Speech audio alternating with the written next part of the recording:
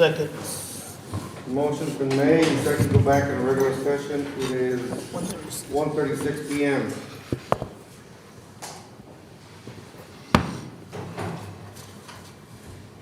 Try to move people. I'm gonna address the first ones that came the furthest. So, go to number 10, discussion update and possible action by Ira Collar, Herb Bristow on the LaSalle County Regional Detention Center, current status of the bonds and obligations of the U.S. Bank, potential recess into executive session under section 551.071 with the attorney Herb Bristow concern possible litigation relating to the bonds of the U.S. Bank and its bondholders. And Mr. Bristow, thank you for being here.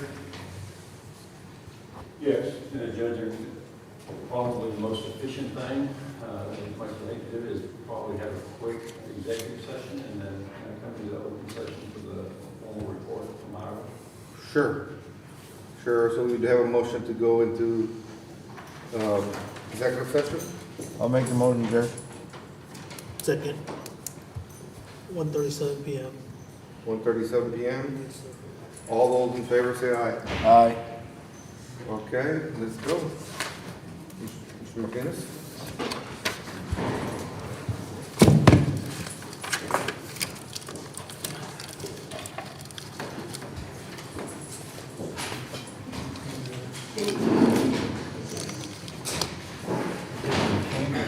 Yes. You think I'm gonna be that long-winded? I just finished eating and I gotta have candy. Look at that.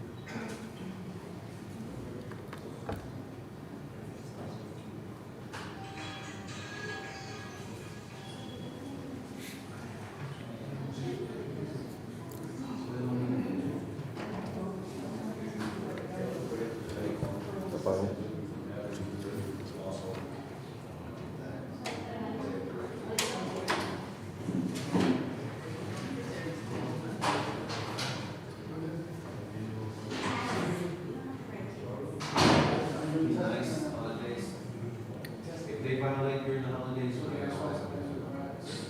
just like Sunday. Yes, it is 20.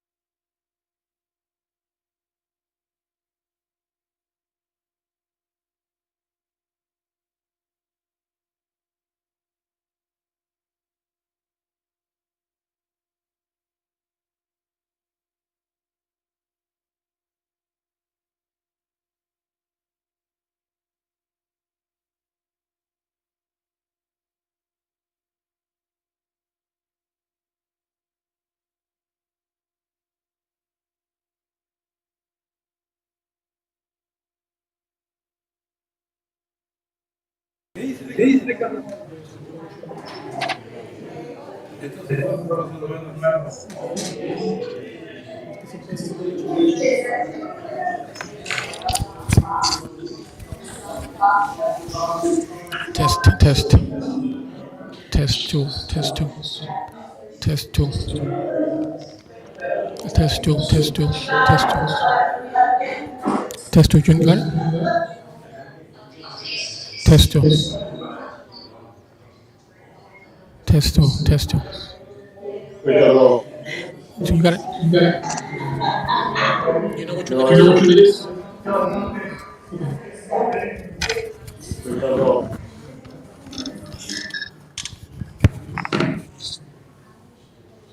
Ricardo,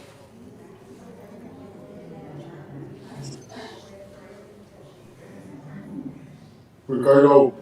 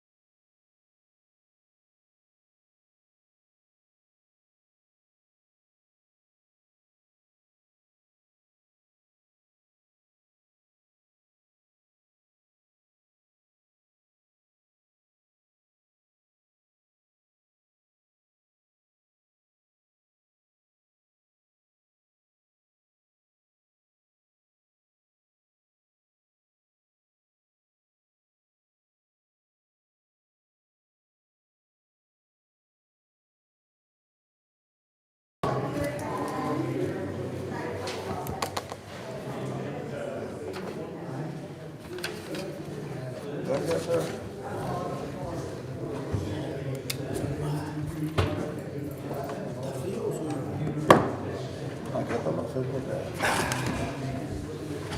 Is there a motion to go back into regular session? I'll make the motion.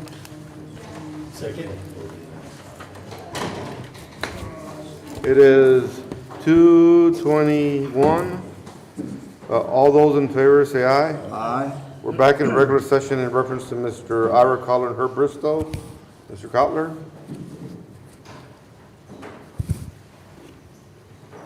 Are you ready? Yes. Okay.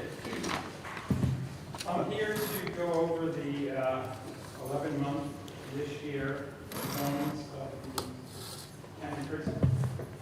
So I'm going to be pretty quick and just give you the total numbers for the year this year, and I'll compare them to the previous year so you understand. So this year, so far, we've done about $6.5 million in revenue from the U.S. Marshals. However, the cash flow for debt service has been negative by about $500,000 for the year. So we have a debt service fund that pays for that. So the goal when we set this up was for the county to never use their own money and use money. So the only thing they can do is profit. So this year they may not have profit, but they cannot use any money to support the running of the prison. The population count has dropped to its lower level in November to 226. The facility basically can handle 500, and during the year it got as high as 345 inmates, but now it's at 228.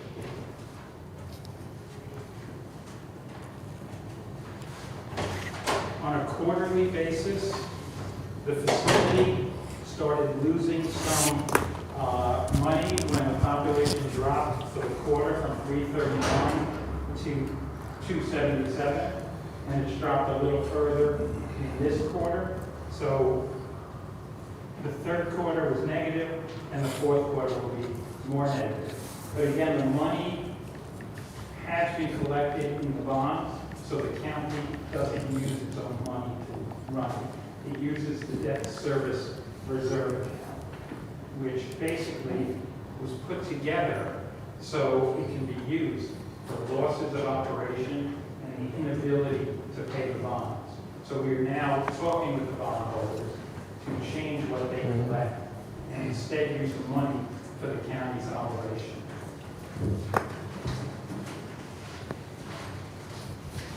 There's a bunch of accounts that are held by the trustee, and they collect money for the debt service, they collect money from revenues, they collect money for different things. The most important one is what we'll say is the operating reserve. The operating reserve is the account that is built to fund negative cash flow from the operation, and it dropped during the year to now 0. Okay? So that's the operating reserve. It's not there anymore.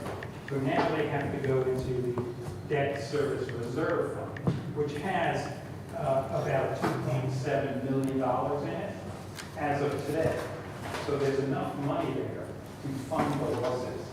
But it will now start giving it to the county so they don't have to spend their own money. That's basically the start with the next payment. Okay? Then I just put together a lot of charts for the commissioners. And the first one is the population per month. Okay? So if we go backwards, in 2019, we had a peak, then it dropped, and during 2020, 2021, it's back up. So what we've seen from this chart is a constant drop in population. So the county knows what it needs to do, what the board needs to do, and everything that can be done to get the population above 300 inmates. Because I always say it's like a hotel, because it is. If you have a hotel, you have a staff, right? Same staff. If you have 400 rooms and 400 are used, or 300 are used, same staff. Exactly. And that's what we are at this prison, same staff, even if we have 400 beds used or 300 beds. Obviously, with only 300, you're losing all that revenue. And that's exactly what is going on in the Foley's chart. It shows the exact same thing based on the monthly population. So when you look at operating costs, each month is up and down because that's the accounting method. So it's up and down. There's no real change in that, as I just mentioned about the hotels. Our operating costs are the same. The only difference is food costs. But there's less people to feed. But every other cost, from utilities to payroll to everything, it's pretty decent. But the revenues are I have a chart on personnel costs, okay? Since you have the same number of people employed, but their costs have increased, okay? And their costs are going to increase more, but we just got a rate increase from 67 to 85. So the majority of that increase is going to go to increase the wages of the workers. Our goal is to get the best workers we can, have them stay and not leave. And the only way really to do that is to pay them at the high end of all the other prisons that are, we want them to work here. And we need the wages where they should be to encourage them to do it. The last thing is, again, just a cash flow issue. And when you look at the cash flow graph, you will see it's above zero, okay? But from what I've already told you, now it's negative. So it's under. So we need that cash flow back above it, so we don't use the debt service reserve. The debt service reserve is used to pay off the bonds. So if the bonds were $2.5 million left, take the debt service reserve, pay them off, it's all ours. Now that we've got to use it, right, each month, we can't pay them 2.5. We only have 2 million, which means the bonds will be outstanding. So the county and the board and the warden and the sheriff all know what we need to do. And that's it, basically. I mean, everyone knows what needs to happen. It's not a terrible situation. I don't think it's a terrible situation. It was arranged for things like this. What happened? We have 2.5 million still sitting there. We got a rate increase to keep the employees happy. So that's it. Any questions? No, thank you, Mr. Coleman, for being here.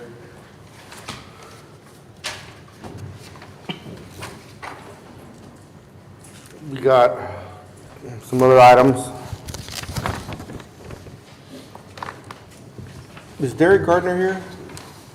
Did he make it? Mr. Gates, did you agree on something?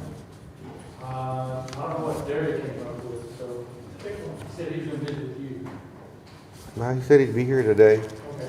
Okay. He said maybe not till about 3 o'clock. I'll follow through. But we'll hear a couple things from George, and then let me get a hold of Derry. Jorge, are you here? Discussion and update on the following projects: Tex Dot paving project, Phase 1, Phase 2, Phase 3, Valley Wells project, El Jardín warranty, the church property, parking lot, Tex Dot Cameron North repairs, dialysis building backflow preventer, Ensenada Community Center parking lot and repairs, Tex Dot Brinsap program, and Catula Cemetery expansions. I also have discussion and or possible action to approve change order number 3 with Salle Construction and Management LLC for LaSalle County Phase 1. We have as well the project, Phase 3 bids that you received. And I don't know if we want to start with that. Okay, I know Mr. Ramos has done the contract on all these. it's the same contract I've done for all of them, sir. Yes, and when Mr. Gardner gets here, we do have an item in the executive session on the property with the bank. So I'll let you get started. Let me see if I can get a hold of Derry. This is phase 3 bids we received on December the 7th. Last month. This is the last of the 3 phases for the textile grant funded projects. There were 3 bidders. Just moving on before I give my final comment.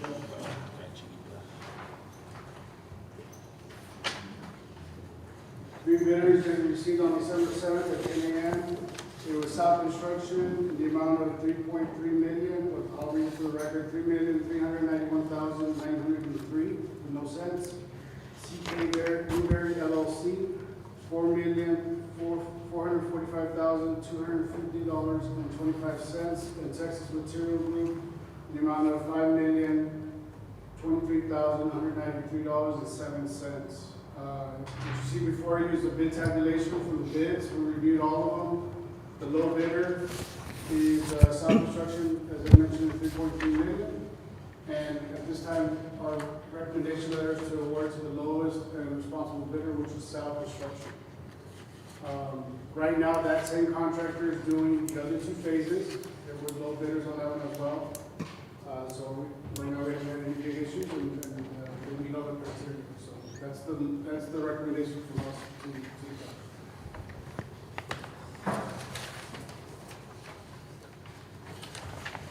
Okay, on this, they got 3 projects going on, right? Yes, sir. Okay. And these are the plans for phase 3 that I'll leave here, in case anybody wants to see.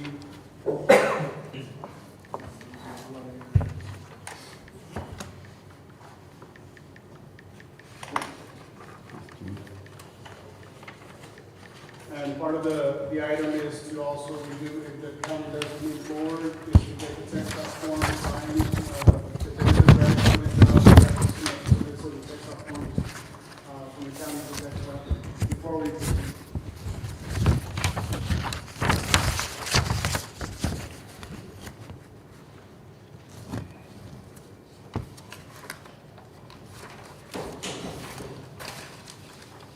Now, the bids came in from the county district clerk, right? That's where you picked them up? They're there, so they're on file there, They're on file, the originals, we get copies of the originals right here, so they stay here. like every year. And this is Thornton Front, Colorado, Dilly, Salazar, Hickey, Mendez, Lane Street, part of Dobie, Yes, sir. part of Dobie, Arturo Gonzalez, right? Yes, sir. It's all that area and crossing the road, that's. Does that include the drainage on Lane Street? So what it does, yes, there's some drainage improvements that are gonna be connecting to the detention pond that you have, which is part of the reason why it's a little higher than the engineering estimate. There's a lot of drainage issues in that area that go, just so you may or may not know that Main Street captures a lot of water. The storm system goes underneath private houses, there's no easement of record that we found, and then it discharges at the railroad. So this is gonna, what this is doing, Main Street will now drain to the detention pond. To the pond. There's items on here to flush the system. It's existing, it's a 12-inch pipe, it's under houses and stuff, just to flush it. Should get a rotor it? Yeah, and then we are doing some improvements on one of the streets, I think it was Hickey Street, so that we can continue. There will be a second phase that's necessary, and I believe the city is already aware of it, when it comes to acquiring some of those easements that are going through houses. And so right now, what we're doing is what's through the right of way. So that's all we're doing right now. And the city's aware of that as a future job that they're gonna have to work on. That drain that you're talking about, that's the one that goes to railroad tracks or what? That's under the Benavides, somewhere So where how are you that's gonna make that property. water run this other way when it's? No, that They're water gonna- will still have to go that way. No, no, yeah. Oh, okay. But Lane Street, it's a big lorry that has a lot of water that just sits there. That water is gonna be addressed to the detention. That does drain that. We can get that one to the upon, but everything else has to go back where it goes. They're gonna fix that pipe. And right now, that pipe, as we found, is completely silted and covered, so there's an item on here to flush it and get rid of all that debris. It's gonna be a temporary fix until the next phase comes in. That's the way behind your dad's house, right? There has to be some type of communication with the property owners when the construction contractor's gonna do certain things, so they can, if they can't get out, so they can make arrangements to get the necessities, or, so they have an alternative to get out of the property. And we've had that issue before, we tried to address it, so the idea is to always have access to your property. There are some time periods that, as far as when they get updated, the emulsion, once it gets placed, there's a number of days that need to sit out. If we decide to switch the material to a water-based, then that allows us to pave it a lot quicker, not have to wait for 3 days. So there's options we have when it comes to paving that we can correct some of that. The other side of it is, like you see in Ensenada, some of these roads get completely removed, and they stay like that for a few weeks, and then that time period rains, and then we have issues, so we have to continue to the contractor to work it, to make it drivable. Because not everybody drives trucks, bottom line, so we have to make sure it's drivable.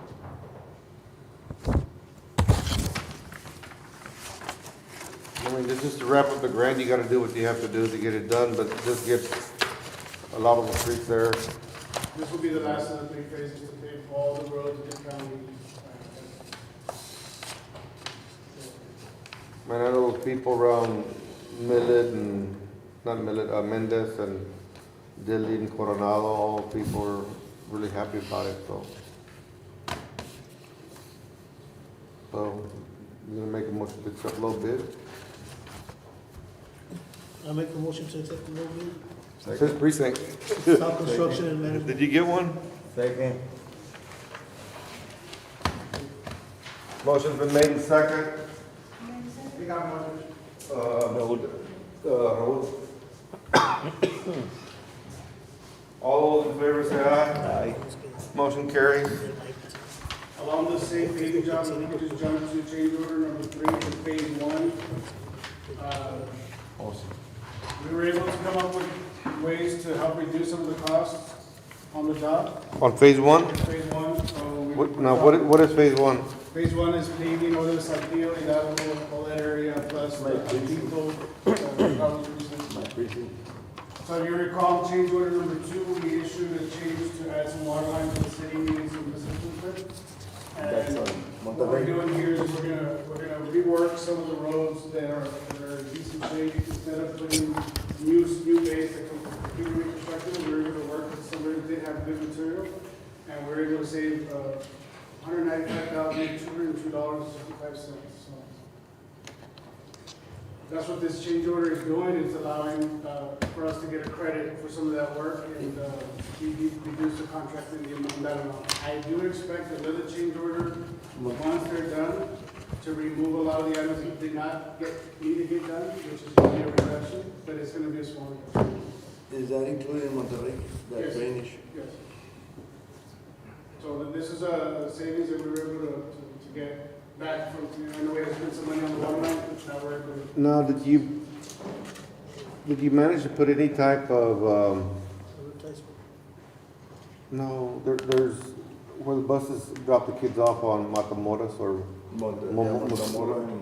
you know, we had asked, a while back if they could do a dip like they have in front of my house or Charlie's house where it's concrete dip to where, Valley gutters on all the intersections? yeah, to slow down the cars, because they say Oh, you're the saying- cars are going so quick when the buses drop people off. So we do have, in some of the phases, some speed humps, but the only ones that we were including were the ones that we're replacing. So if the answer to your question is you want to add some, we could do that. If the county chooses. Raul, I mean, adding some type of speeds up hump or dip to where it slows down, you know, I think it's something it should do. Because some of the cars go real quick when the buses The are, city won't allow me, but the dip will allow it, I'm right? gonna do it. But you can do it part of the contract. You I'm can add gonna it, do you can it. add it. If you would like, you just tell me where you want them, I'll get a price, and then Because before we go to the final change order to I'm reduce. gonna we can request add 4 in each street, on each street, 4 big speed all the bumps. long streets, Yeah. 4 in each street. 4-speed I'll bumps. get a price for you. I already ordered, well, I was gonna order them, Oh, you're but. gonna do them? No, No, but, we Put can them in do the, that. put them in the. but, Raul, I don't know if you've seen in front of my house, they have the concrete, it's a dip. The tips. And if they do that, it's even better because it's not a hump. There's But some, that deep for that water to run that way. But there might be some place, well, it does for the water run that way, but I still, don't want that. it works pretty good. Or some down como que one like, It slows them down. no, Because it's not. this is standard out there, I mean, there's a lot of different Well, kinds, you can buy the ones that they're. give me the ones that the city will. There's the ones that we use in different parts of the radio, that are speed humps that are not so profound. Because they didn't want me to put any since last year or 2 years ago because of the fire, the ambulance. Yeah, no, They- the they ones that don't I'm want- referring to, we use it for that reason, we have to have certain kinds. I can propose something, y'all can look at it and tell me that's what you want, 'cause we do have some in Salle. Because I need to get them soon because so they're almost done. Okay. And they're already They're pronto. already going like, yeah, thanks, man. And I would like for you to request that no 30 miles an hour, 20. I The mean, ones in the city, I think, well, the They- county, yes, the county says. they put a 30 miles speed zone there and I'm at 30 is too fast. And then they make the streets narrower now. You don't have the whole yards. They got, I think it's like, they're like 24. They're almost 24. And then you got that curve. So it's still, it's not a hard one, pero. They, at 5 o'clock in the morning, I see some people, I'm not gonna say names, pero they're going 50 miles an hour. Van tarde. Van tarde por café. It's like speed bumps, speed humps. That's what he's talking about. El middle one, ese. Yeah, The middle one. there's a new speed hump, I like that a new speed bump, and a speed table. Speed tables are the ones that we usually put. Yeah, that looks better. On that. It's like- Yeah, it's a more gradual, it's not like. The hump, the hump looks pretty good, no? They both look San Antonio, they got a little car, a picture, and it looks like this stuff like it. So, so for this one, we need a motion to approve change order number 3. Yes, sir. So the contract, To reduce it by $195,202.65. I'll go ahead and make the motion. I'll make the move. Yeah. Second, Second. is there any further discussion? All those in favor, say aye. Aye. All those opposed, same sign. Now, TxDOT, you got those paving projects, you got the Valley Wells and Jardín warranty, the church property. church properties, I can give you this, I have copies of plans that, we're gonna be advertising. You're gonna run it by the church first? I would probably send it to Mr. Franklin, their attorney, to distribute it. They do have a copy of some of the sheets, but they'll give them the full set for them to review. And then we'll advertise. And that's already previously been approved, so I don't need any action. We'll just go into the process.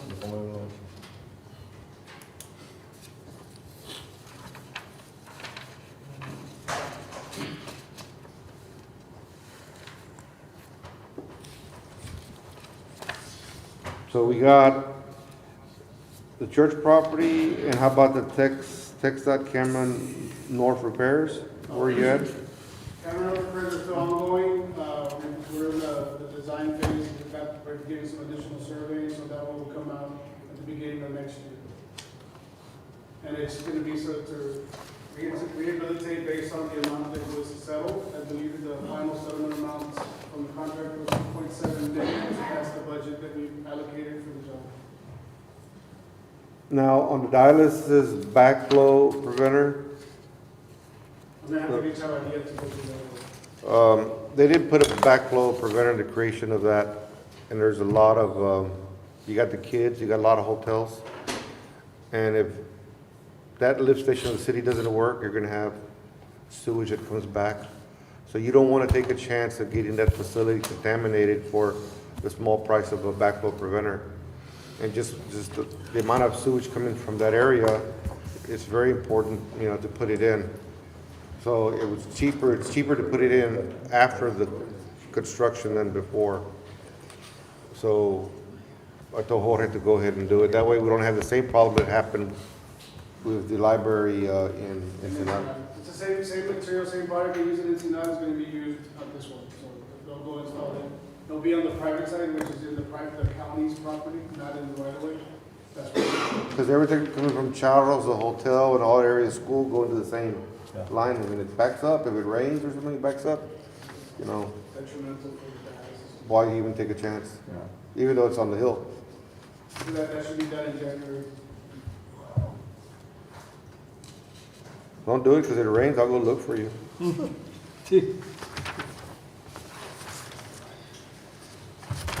Now, you got that, the Ensenada Community Center parking lot and repairs. Well, that's gonna be up to you to bring up with the commissioners next year. The money's put on side, but if it's starting to fail, then you need to take care of it. We've already, yeah. So if the commissioner wants to pursue it and continue to repair at least the backside of it, that's always been the worst. We covered the Cristo Rey earlier, and I know you had some plans on the expansion. Yeah. So the commissioners need to see your plans. I don't know if you have them. I didn't bring them, but I can. So it's like the layout of the plots on the expansion side. Because they're gonna have to have their first Towards the meeting. north or buying the new? I'd say toward Brujo's property, when you close that. To the east side. We did it, and we mentioned a couple acres, we just defined how many acres we're gonna, and I'll clean up the exhibit and show it to you how many plots you can get in that area, so you Now, Mr. Gardner's still not here. Stay here about 10 minutes. He'll be here about 10 minutes? Jorge, the BRINSAP program, we got 5 bridges, right? 2 in Valley Wells, 2 on Cochina, one in Texas, one in the county. one in the county doing, and then you got 1 on Elm Creek Elm Creek, and 3408, and then the Frio River. Rio River. So the first one, I got a schedule from TxDOT, I asked for an update. And they've given me a baseline schedule based on the contractor that's been selected to do all of them. I'll pass this out as an email from Luis Villarreal and TxDOT. And I'll read it as I'm passing it. The first one obviously is gonna be Outer Cap, which I believe they already have their traffic control out there. The second one, they're showing is Cochina. It's gonna start in March of 2023. And then following is gonna be the 2 on Valley Wells, which is August, both of them will be go simultaneously, August 30th, 2023. And then El Jardín will be the last one. Oh, no, I'm sorry, El Jardín starting also March of 2023. The river. So they're looking at, the way they let out that job, they're gonna do them one at a time, but the intent was because of the acquisitions that were doing at the time, but now that they're all been acquired, they're gonna move forward. Now, on the second one on Cochina, when will you have those bids ready for that? That one will be January as well. That one, there's a couple of things pending, maybe we can talk about it on this item, is, we do have to get acquisition on the landowner for the temporary bypass. Wheeler, I believe is his name. So I don't know if we wanna go through the same process we did with TxDOT, whether I get the broker, get the, same offer, initial offer, whatever, so that we can get that one done. We do need that bypass. At first we thought we could fit it for the railroad, but there's no way. I would recommend anything, the same procedure, that way they're all treated the They're all the same. same. They're all treated the same. Those are TxDOT grants, but we have to put a 20% match. So what Jorge worked out was, instead of putting 20% match, we put the money into Kitty Cat, our little piggy bank, and we fixed another bridge. So it's the Cochina. So we didn't end up paying any money to match. They're gonna pay for the 5 bridges 100%, and we pay in-house for one of their bridges, which is over 20 feet, and it's a $508,000 budget. So the commissioners have already all pulled that money in, and Jorge put it in a separate fund, so it's already there for that construction. So they've already taken care of the funding for that. So on that bridge in Cochina, they're still gonna go to bypass it to the side, or how they gonna do that? Well, that's what he needs to work on the permission. The one that we're doing as an equivalent match project, that funded the other 5 bridges, has to have another bypass. There's no room, there's not enough room to be able to do it. So one of them, Mr. Ayala, they're gonna go on Both his property. That's TxDOT doing On that. both sides. Yeah, no other county in South Texas got pipe bridges. For those It of- was a long time coming, really fought. And that, they, yeah, we agreed on pay. So that's taken care of. What else? Do you remember that? That was, number 6. Okay. Well, you got the cemetery, you got everything. Jorge, so you're done. One is, just an update on Valley Wells. Valley Wells. They paid last week, they finished paying, so we're at the tail end on that job. Are you anticipating more funding through TxDOT? We're constantly pursuing funding, so the idea is any projects from here on forward that the county funds, especially for road and bridge, that we notify TxDOT that we're gonna do it so that we can get, the county can get credit like we did. Well, one is getting the credit, but the thing is, they're gonna be having legislature pretty soon now. And whether you can get someone to help sponsor a bill to put more money, for them to appropriate more money. You know, so it's, Get another round, we think we get another round. We gotta watch that close, because we expected You might- another round. You might bring it up, you know that Brittle Bridge in Hines Road? It's McMullen and LaSalle. Yeah. I fixed it one time and then they fixed it next time, so the also came and they put that steel thing. So that needs to be, McMullen's not overseen by the local textile office, right? Yeah. Isn't that San Antonio? Yeah. Yeah. I'll have to talk to the district I office. bring it up to their attention, because it's pretty deep. so, no, I got one item for Mr. Ramos, but I need Derek Gardner here, still not here. So, 10 minutes. huh? He said 10 minutes, maybe. 10 minutes. So let's get the update from Kilis Aman on the Justice of the Peace building and the LaSalle County Courthouse HVAC project repairs.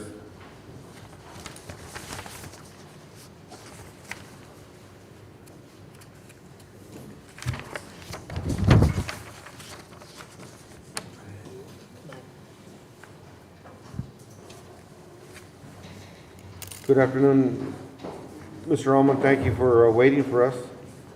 Oh, that's all right. Appreciate it. Good to see Commissioner, see all of you. This is an update on several, 2 projects. The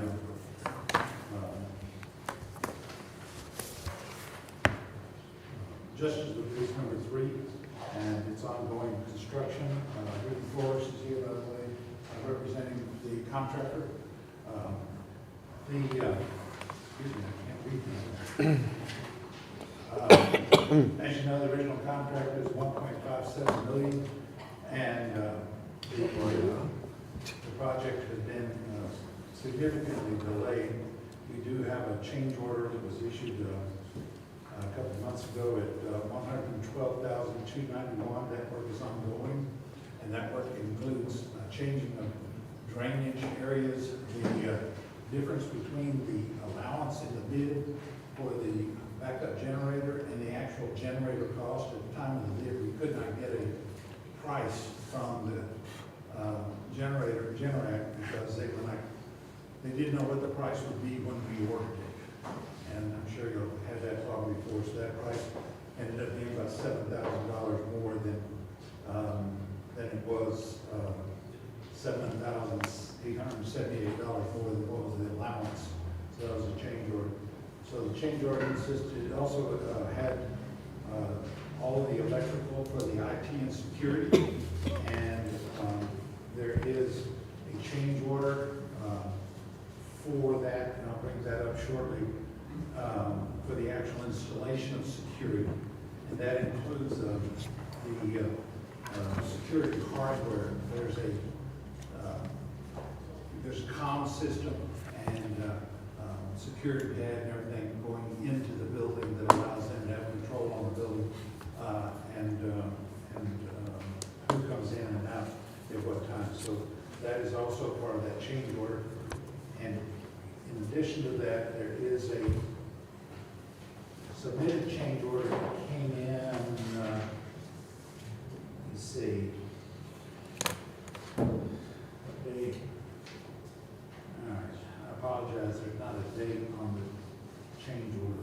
This is from Patriot Fire and Security, and it is for the voice and data cabling for the JP number 3, all the installation, etc. And the total amount of that is $14,746.02. So that literally, I think, came in yesterday. So it may not have hit the judge's desk yet. So the, Dr. Martinez is here, and Mr. Martinez and I met on the job site to meet with the owner of R&C Builders, and Romero Marjaro, and Beto and myself went through the whole project to update it because there's been a change in project management. And we also went over the certificate for payment carefully, line by line, making sure that everything is at the right point right now, and we're in agreement with that. And since then, there's been a noticeable increase in the speed of construction. So we're both, Beto and I are both pleased with what we're seeing down there at this point. So so currently, approximately, I think there's about 2 more months left. Is that correct on construction time? Yes, that's what we foresee. Yeah, about 2 more months till we get to completion on that. The parking lots will be inspected this Saturday, and they pour concrete on Tuesday. So the site work is well underway right now. Any question on JP3? I mean, you don't have anything on that one? Okay. So you're looking at March or April completion? It looks that way right now. There is a date, I just don't have that with me right now, that was done on the change order, it's about 2 months.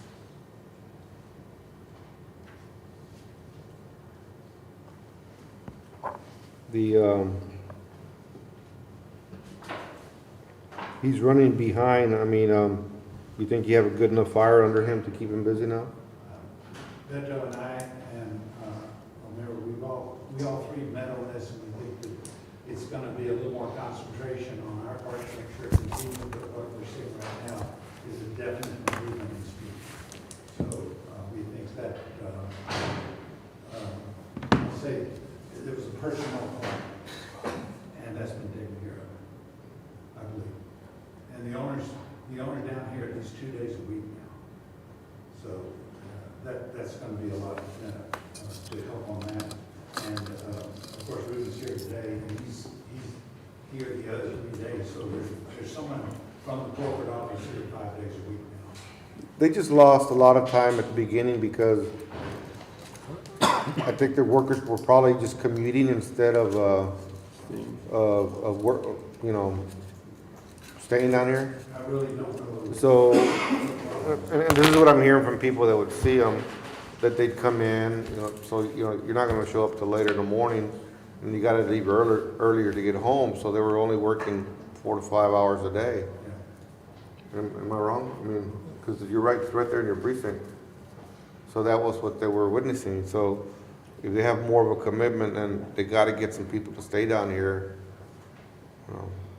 It does seem to be moving. Just since our meeting, which was on the 2nd of December, we've seen a turnaround. There's still issues of submittals that have not been completed, and we're waiting for that. The submittals, one of the problems is that the manufacturer, we have hurricane strength windows, level 1 hurricane strength windows in there, and the company that's making that gave them a very bad delivery date.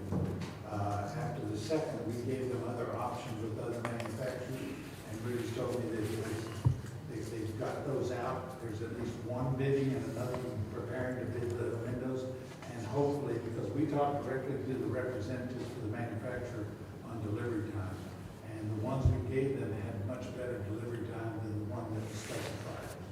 So we're hoping that will significantly reduce wait time. And the whole worry was in reference to when they did the framing and the thrust to get exposed.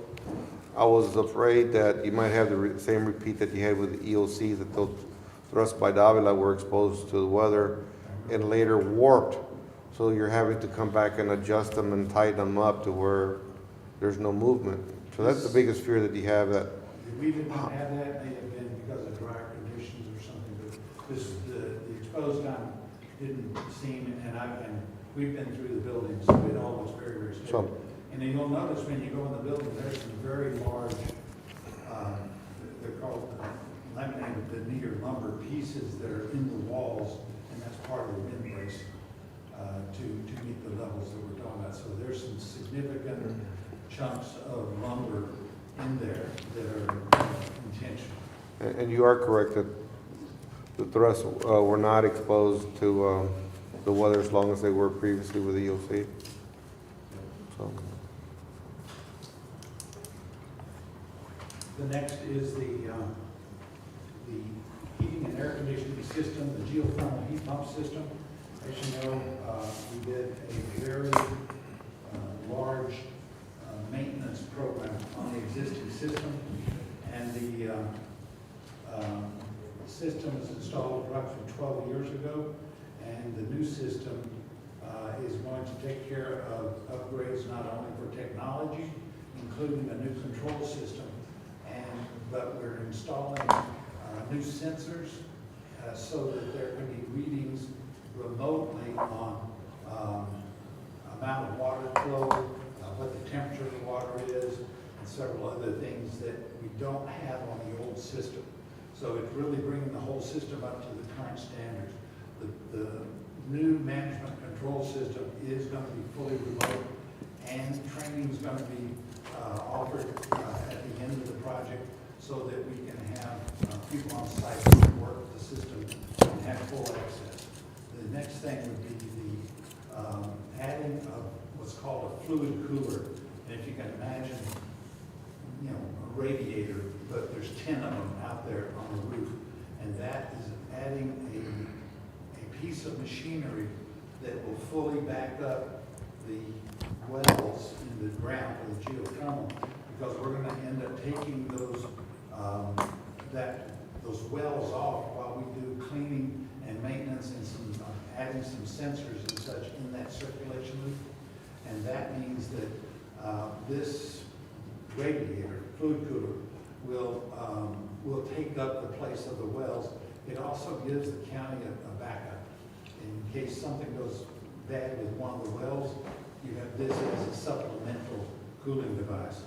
And during cooler weather, it can be used to lower the temperature of the wells because it can be run when the ambient temperature outside is 10 degrees less than what the water temperature is. These will cut on automatically and help cool the wells over time, giving us better efficiency. So this is an element that we've added to it to not only make the repair easier and reduce the downtime on the circulation wells, but also to give you a backup in case some of the wells go bad and we have to do some adjustments on the wells in the future. And hopefully, right now we don't know of any wells that are bad. It's just if we've got to do it, we want to make sure we have redundancy is important. The change orders that we have submitted are, since the drawings were done, we've located some other issues. The air conditioning unit for the district court has a reheat coil that's gone bad, and that helps take the humidity out of the air. And that replacement is necessary.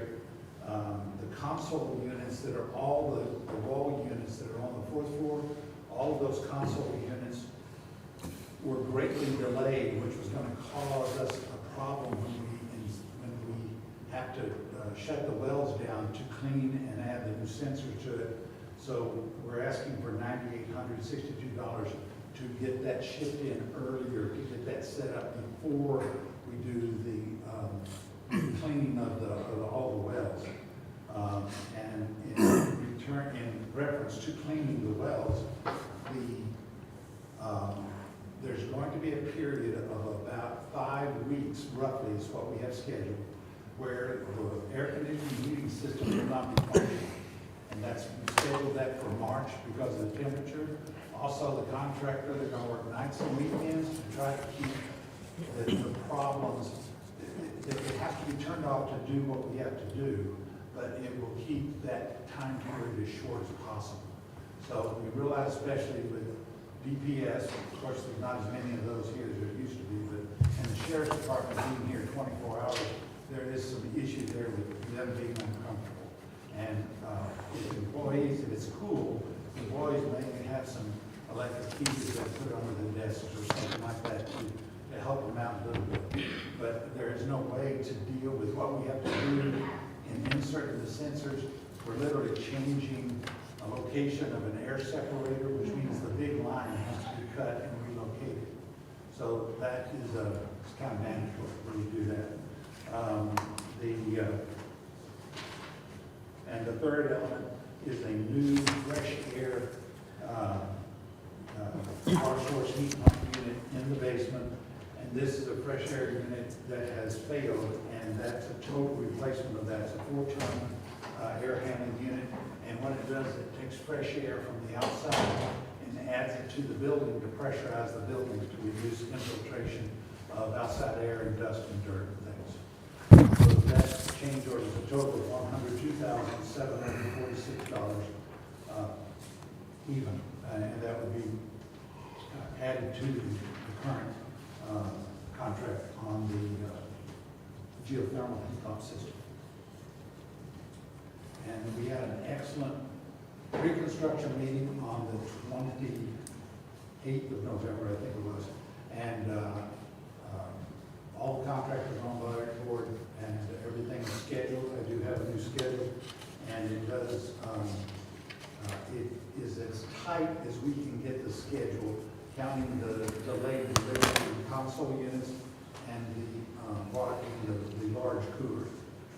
Those delays, it's just when you order stuff nowadays, things get delayed. Once you get this completed, what's the life of the project? I mean, before you have to do some major repairs again, is it like every 10 years? Kind of more like the industry standard? It's probably going to be better than 10 years. I think this one started early because of the company that was supposed to be maintaining it was not doing proper maintenance. Number one, we have a full year warranty on this afterwards. And number two, we're going to have full remote monitoring of the system that we can add, and whoever is selected for maintenance on this will be able, not only we're planning on training staff members here in the Salle County. I know Rocky and Robert will probably be trained to monitor the system. And Rocky has been invaluable as an assistant on this whole thing and has been working, as we've been doing major repairs earlier, has been working with the contractor, so he's learned a great deal of, and actually has helped when he's heard a noise or something like that, he reports it, we find out something's going down. So some of it, I think, was the maintenance was lacking because of the contractor involved, and this time we have some sensors that are going to give us a lot more information. Like I mentioned to you earlier, he may not speak very much, talk very much, but he understands the pumps. Yes. He understands the pumps and how they work. In fact, he was the one that first brought up the question of those 2 main circulating pumps. And I know you don't know this because we talked about it before. The 2 big pumps that were down there one of them started making the noise, and shortly after the other one started making noise. And we ordered those pumps, as y'all know, and it took us 14 months to get those pumps delivered. And then in August, one of the pumps went down. Rocky called and told them they sent down the installer to replace that pump. And while he was working on that pump, the other pump went out while he was there. So we had already ordered those that were on site and they could be put in place. And that was serendipity that it just happened at the same time. So it saved us bringing him back again to do another pump install. But that was Those two pumps are also high-quality variable speed, variable frequency drives, and that's a higher quality unit. Your HVAC system is a specialty system that very few people know or understand. So Fire and Ice is out of Oklahoma. Yes, sir. Now, if something happens to them since they do this, is there anybody else that you do know as a secondary backup to them? We are working with the control company, will be monitored out of San Antonio. And we'll be working with them as we approach the one-year warranty. We'll be trying to get some pricing on maintenance, and maintenance in an agreement where it's not just pay and give us this much money in case something happens. It's like monitor it, something goes down, this is how much we charge based on what failed and what we need to repair, and not just throwing money at it. I mean, that means that they're gonna be checking the water inside the pumps frequently, monthly, quarterly? It'll be done continuously, all remote. And the remote programming will set up alarms that will go off if something, if we have a pump that's not pumping properly, they'll get a notice on the alarm. And the water's gonna circulate sufficiently to where it doesn't create sludge? Yes, and we're adding, there's a lot of details that I didn't get into. We are adding strainers to almost every air handling unit to remove debris and things that might be circulating. So one of the things we're doing is we're taking all the water out of the lines and we're filtering it, and either we're going to recharge it with new water or we're going to cleanse the water through filters and reinsert it. But we're also putting in filters, and these are removable and cleanable, and we put them back in, these strainers, they're called strainers. Those strainers are going to be picking up any debris that might, if we have a compressor that blows somewhere, we don't want that going through the pump system. And so these will be picked up at the next strainer. I don't have any other questions, Commissioners, on it. Do you have any? None? Thank you all, I appreciate it. Mr. Alman, thank you. Have a Merry Christmas. Merry Christmas to all of you. And go play with grandkids. Well, thank you for the service you've done. I mean, it's been over 20 years. I know, I think you think after 20 years, I get one thing right? you started at the beginning of Judge Patterson, I was on the Judge jail. Martinez. Yeah. Oh, you were on the jail as well? Yeah, we were on the jail originally.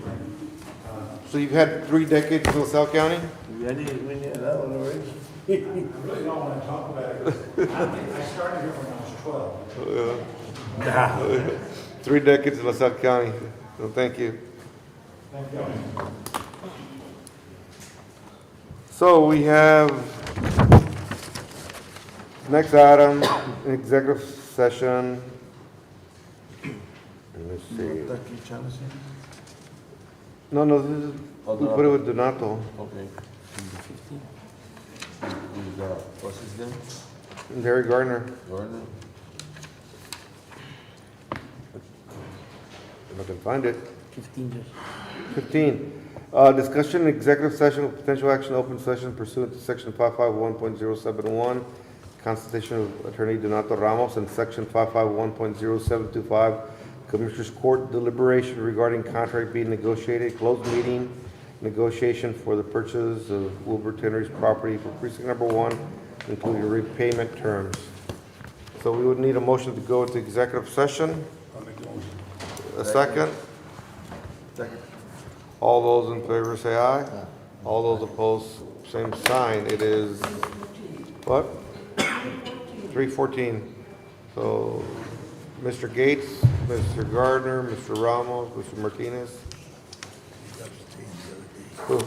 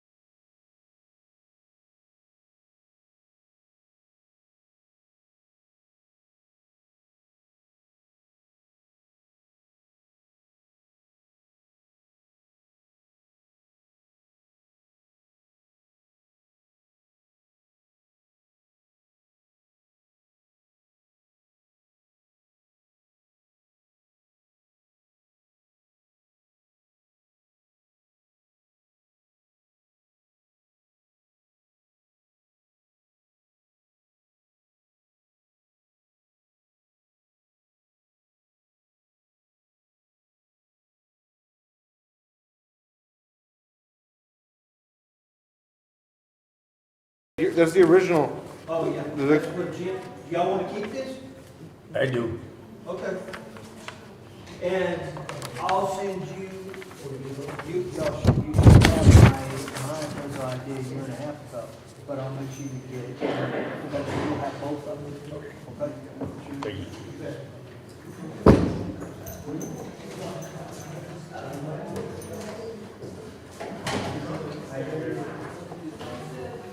Nakita ko lang siya, Mary. Kasi daw nakita siya. Jim, nakita ko nakita siya. Statement.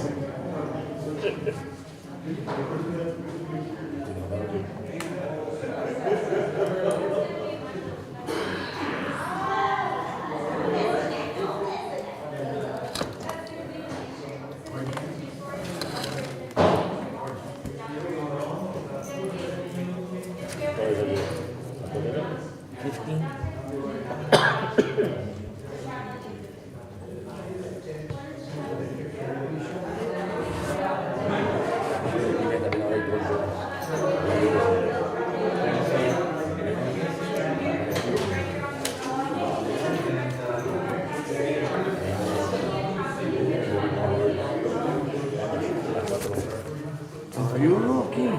Is there a motion? Could I have everybody's attention? Is there a motion to go back into regular session? Make the motion. Check it. Motion's been made by Commissioner Ayala, second by Commissioner Nieves, to go back into regular session. It's 3:47 PM. All those in favor say aye. In reference to the purchase of the Wilbur property, is there a motion with the amount to, and finance number 15? So I'd say, is there a motion to purchase the property for $485,000 plus title and closing costs? Josh, 465? 465. 465. What, there's 465, right? 465. They were giving you. Plus, hey, Jim was floating on this seat. plus the title and closing costs relating to the acquisition of the Wilbur Tannery property on Front Street. I'll make the motion. So the motion's been made by Commissioner Nieves. Is there a second? Second. Oyala. Is there any further discussion? I would ask you to amend your motion to provide a financing B for 10 years and authorizing the county district clerk and the treasurer to sign off the loan once it's completed. And if you would amend your motion, Make a motion. is there any further discussion? There being none, all those in favor say aye. Aye. Motion carried. Congratulations, Mr. Gates. Thank you, Mr. Gardner. Thank you, Mr. Ramos. Send us the bill. So we're halfway through this. Now, 13 is not gonna be too long, but it maybe requires some additional services if you decide to go so.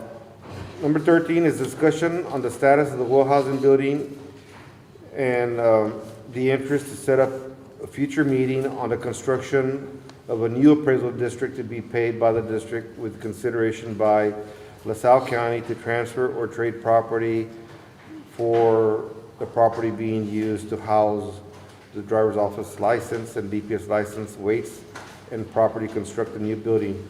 So what the appraisal district wants is that the building is, Will Housing, they're having a lot of problems, it's costing them a lot of money. They got an estimate to fix the bathroom at over $200,000.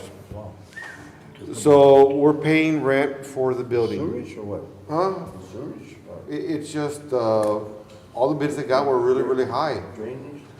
And the building's in bad condition, so they wanted to know if they could trade where we have the DPS office for property behind the dialysis. But what do we want the whole housing for? We're paying rent for that building. So who's this? Huh? How much does it rent there? Who? The well house? School? The well house belongs to the well housing, but the appraisal district is an entity that the county, the city, and we're all part of. Okay. And if they decide to build something, then we all gotta pitch in. What they're saying, trade us the land, we got enough money to build our own. We don't need any more money. We got enough money to build a building back there. But instead of you paying $12,000 a year in rent, trade us the property or an acre behind the dialysis and we'll build it over there, and then you don't pay rent anymore. And I said, set it up for the future because you may want to value that property through an appraisal just to make sure, and value that building to make sure you're equal. But that's something you're gonna have to decide next year. There's not enough time to handle that. But if you go out and build a building now under the appraisal district, we're all owners, we're gonna have to pitch in. And they're saying, we have enough in reserves to build in our own, we just gotta have the property. So the thing is, if you're interested, then to look at the people, the best thing to do is get the properties appraised for the swap. I mean, you could swap straight out 1 acre for that property, and I don't know what the building's valued, it might be 200,000, you know? No, where the highway patrol is. Oh, They want to trade that off. the license? Yeah, they don't want to trade the well house, the license. You want that part? Yeah, because we're paying rent for it. Oh, okay. So, So then the DPS, where they gonna go? they're still there, but it'd just be our building, we don't pay rent on it no more. So we got the district ratio there. No, They'll no. give us the building.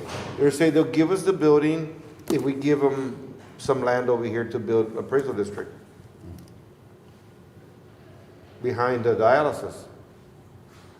You think it's a good property, controlling traffic, the elderly's driving in there? Well, they don't have a lot of people except during the protests. They don't have a lot of people going in. And they want this building. They'll give it to us. They'll give it to us, and then they're gonna build something else over there.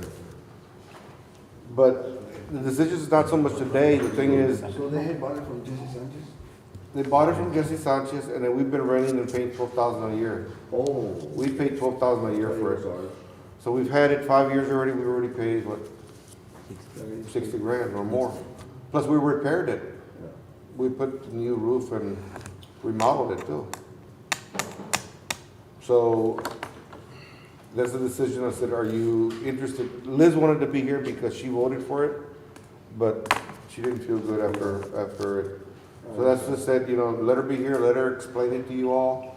I just wanted to put the seed in your head so you can start going, but the best thing to do, How much that land do they want? they just wanted an acre, just something to build a building. There's the parking up The there. appraisal. Yeah. I can sell them an acre there. Well, you can sell them an acre. I mean, Yeah. Yeah, not that little. safety guy there. But they really like that. I mean, what do you want to do? Do you want to wait to talk to Liz and straight up and discuss it? Or do you want to get an appraisal and find out what it's really worth? You know, it's up to you. Probably just Yeah, wait. I guess Huh? He wants to be I here. just, Huh? I don't need a whole 4 acres. This wants to be here, we'll wait and let it for. So you put it on the agenda for the first meeting and let her be then you here cover and it. see what she thinks or. Double our Si te sale money. más barato, le sacas un semana, Huh? le sacas una feria sí, al escuela. Hey, look, So, no, but the thing is, look at the appraisal district. We brought up the issues, it got changed, we got Webb County Webb County to come in. This year, the values were over 10 billion. They do a lot of work. So you need them. Because without those appraisals, you're not gonna have taxes to pay nobody. So even though they're not part of the county, they are part of the county. So you gotta keep them happy, you know, but they're not asking for any money other than swap, the swap.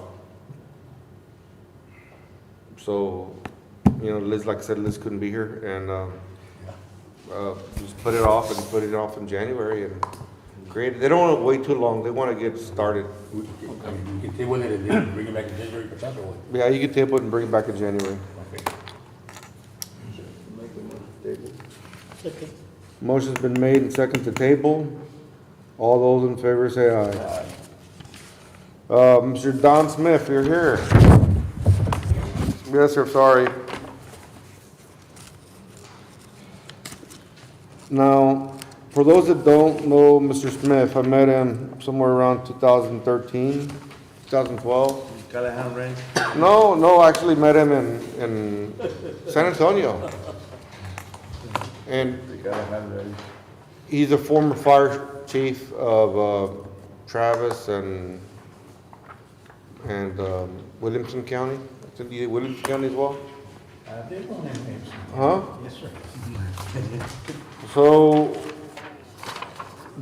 Don helped us set up the fire department, set up protocols, and that's his probably, I hopefully not, but this is your last project you worked on as fire department, right? From ground up? From ground up. So 2 months ago, Don got awarded a Central Texas Award, Lifetime Achievement Award by the 100 Club. And it's a pretty great award that you got for your life service, and here you are still working. I guess when you enjoy what you're doing. Yes, sir. So one of the state requirements is that we're required to have LEPC projects. That's the Local Emergency Planning Committee. And the Local Emergency Planning Committee is where quarterly they meet, and they meet with people of industry, oil, Union Pacific, different state agencies, and they conduct meetings on different topics related to emergencies. And he's here to give you a brief on that because that's required by law. And they've managed to get some grants over the years to be able to cover most of these expenses. So he canceled his meeting from McMullen County today to be here. Don, you have the floor. Thank you, sir. Just a quick update for people who don't know about LEPCs. Back in the 70s, federal government got involved with toxic waste sites and realized that there were several big toxic waste sites around. And so discussion started that there needed to be something done at those sites to clean them up and to notify people who live there. So you probably all heard of Love Canal. That was one of those toxic sites that had to be cleaned up and the community shut down and moved away. So in 1980, the federal government realized something needed to happen, so they set up a super fund to pay for cleaning up those toxic sites. And in 1986, they amended that with SARA Title III. SARA was the super fund admins reauthorization act that allowed us to do some different things with some of those funds. Then, and at that time, they were saying, hey, states, all these states need to be doing something to identify these issues in your communities. Well, in 2013, the West Texas fertilizer explosion happened up there. 15 people died, 160 people were injured, 150 residences were damaged or destroyed. And so the legislature came back and said, you know what, we do want to make something happen, so we're going to require all counties to have LEPCs. And so that's how we then established LEPC here in Salle County. And we work with industry, all around us, oil and gas, whoever, to see what they're doing. And so at the last couple of meetings here, we had Fargo come in one day and kind of give us a feel about what happens there, what happens if there's an emergency at their plant, what are their plans, how they're going to react, and then we as a fire department, first responders, police department, how do we interact with them? We've done the same thing with the claims facilities. So working with industry to identify issues that would affect us as a community and how we work together to resolve them.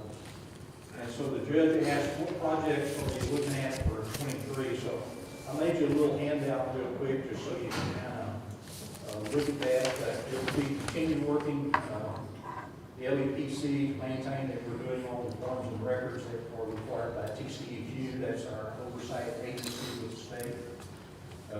Protection Commission on Environmental Quality. We have had them come in and actually talk at our LEPC meetings to go over stuff. And to come and give the industry some education on what the new Tier 2 requirements are on reporting their hazardous material storage at their facilities around the county. We have planned for this year, or for 23, coming up, a tabletop exercise that would involve our police, fire, EMS, and some other agencies. This would be an event on probably I-35 on the northbound side, which could affect traffic through town. So we don't want to divulge all of the parts of that, but it will require our agencies to interact together on how we would move traffic or handle people involved in the accident. Continue to work on the nonprofit. We submitted a nonprofit request. Is the LaSalle County First Responder Foundation. What we found out is Union Pacific and some of the industries, oil and gas people, will not do donations to fire, police, CMS unless they're a 501c3 organization. So we have submitted the paperwork. It is in final review for its exemption. We hope to hear something here maybe after the first of the year that we've actually got that in place. So we can go back to those companies and ask them for those donations that we can put back into our fire, police, and EMS systems. Some of you probably got it. I did a little text. There was a map that came out that showed a propagation study of our communications tower. One picture shows you just a one dot of picture. That's our current tower site here south of town. And the coverage of all of that tower site, you can see it doesn't cover much of the county.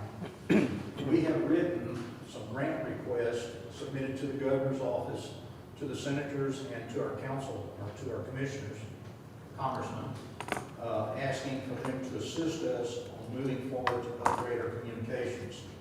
DPS, Border Patrol, TxDOT, everybody seems to think that would be a really good thing for us to do.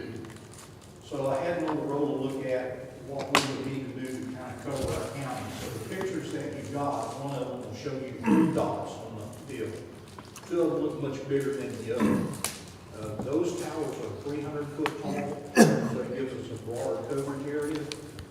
It still shows our current site as a small dot. Well, that's because our antenna is only 188 feet tall.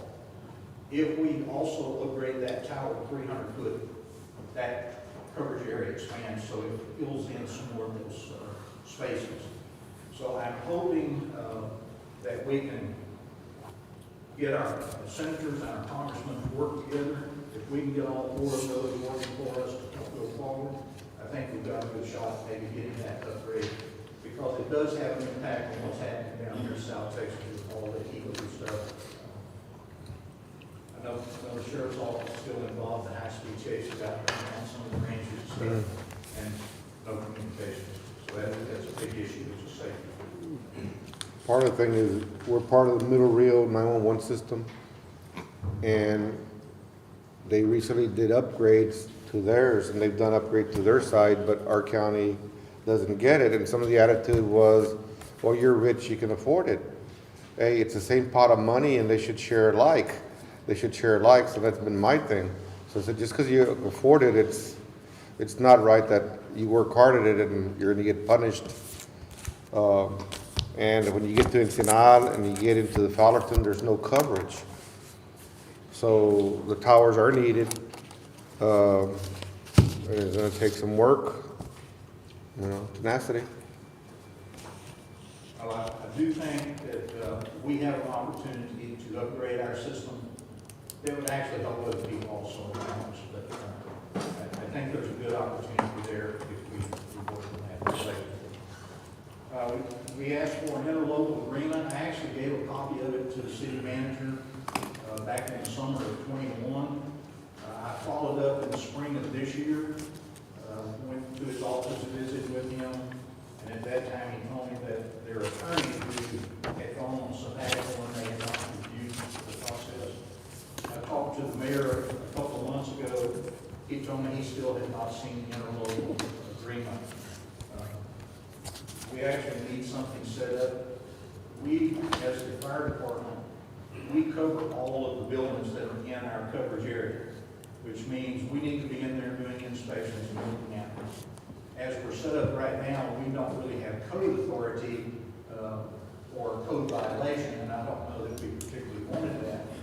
What we wanted to be able to do is do those inspections, and if we identified a code violation, we would give that back to the city for them to deal with. So it would help both organizations. In the process of doing that, it allows us, again, to put another check mark on our insurance services record that says when we want to go for our new ISO rating, we're at 5. We feel pretty sure that we can go to 3 as opposed to 2 about that number of times now. And we think with a little bit of help, we might actually be able to move that to a 2, which means anyone who's paying for fire insurance gets a big break on those premiums. So that's something that we hope we can make happen. We're going to continue working with the oil and gas industry to develop a comprehensive hazmat response capability. Through our LEPC meetings, we've had discussions. We've got a number of companies that says, yes, we want to participate in that. So I think that's going to be a really plus for us also. Continue working with PCEQ to upgrade the hazmat trailer. We have that in place. We have some equipment, but we do need some new equipment and more equipment supplies. And they just told me that the new grant openings will start this next year. So we're going to be prepared to go after those grants as soon as that opens up. Continue working with Stewart, South Texas Energy and Economic Roundtable Association. They're also associated, the other organization is TexOGA, Texas Oil and Gas Association. The Gas Association is the oldest oil and gas association of record. So they've been around for a while. Those organizations look at communities and identify different people that they feel like are really doing a good job working for safety. I have to tell you, in 2019, Salle County was recognized. We were recognized when we opened up our new communication center. And they felt like that was something that should be recognized and talked about to other communities. And then in 2021, we were recognized again with the Eagle for Excellence Award. And that was for the education program we did for elementary schools, and that's the safety lock program that we will continue to use in the schools as the regulations come up. Working with the Texas Forest Service and Tito, who's now overseeing the Texas Forest Service. We've asked that we get an incident command training conference here in Salle County, where we would actually invite the 7 surrounding counties to participate in that. And we're hoping to see that happen 23 or 24. It would be nice to bring something like that here. Work on the long-range expansion needs for the airport. If it's going to expand into some things that they're looking at, it's going to fall under the FAA regulations, which means they're going to have some different things out there. One of those is crash fire rescue capability. So we want to kind of talk with Mr. Page, make sure that we've got that lined up as a long-range plan. And then the last one I have on the bottom of the sheet there is working with Middle Rio Grande to upgrade their mitigation plan. As it turns out, theirs has not been upgraded since 2012. And this last year, we were going for some FEDM grants that would allow us to do some upgrades to housing in Cotulla and Ensenada. You always amend it. We found out that You always amend it, we can do it now. an upgraded plan from Middle Rio Grande. So we're going to see what we can do to help them get that plan upgraded in place so that it will not hinder us as we move forward for some more grants.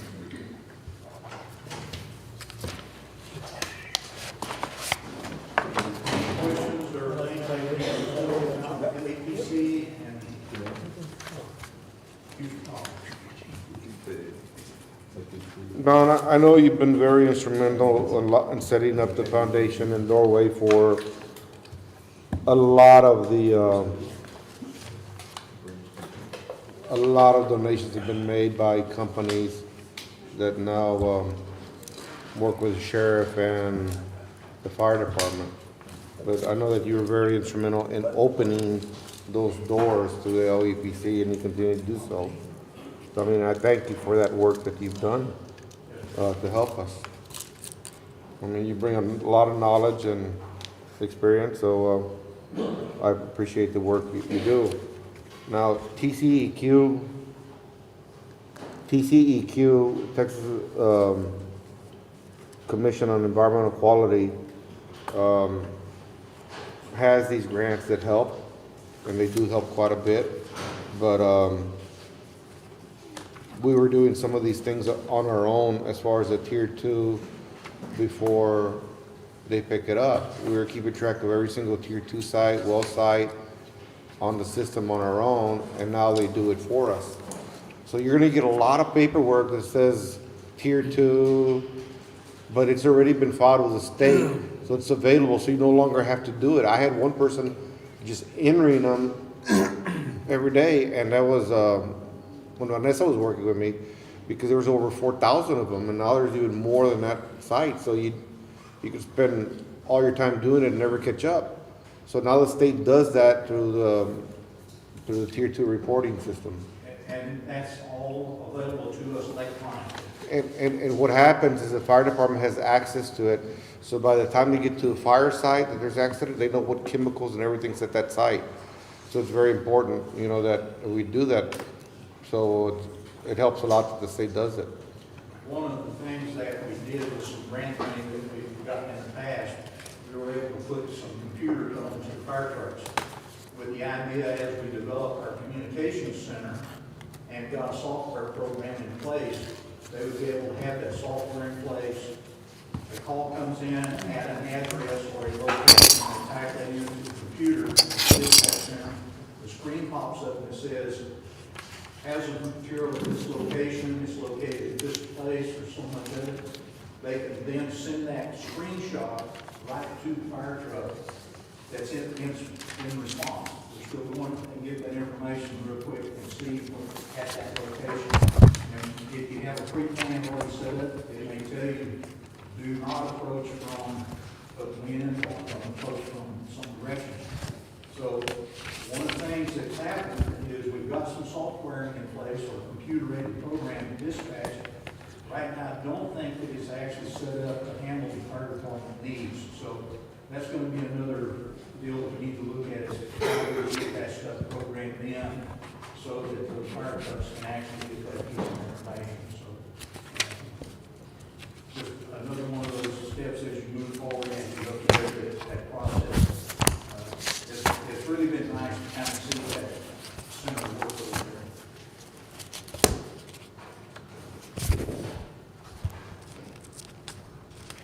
there. I don't have any other questions, commissioners? Don, thank you for being here. Thank you. If you need anything, just let me know. I'll get you some information. Yes, sir. Thank you. Thank you, sir. Number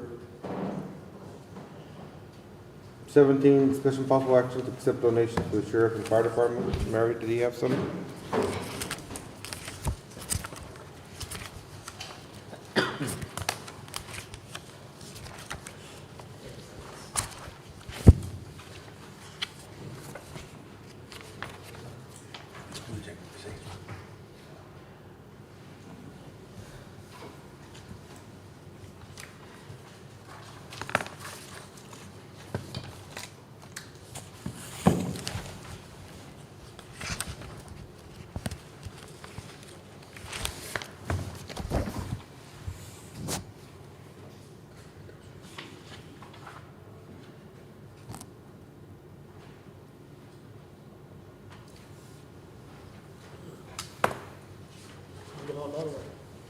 Yeah, you can read it out loud.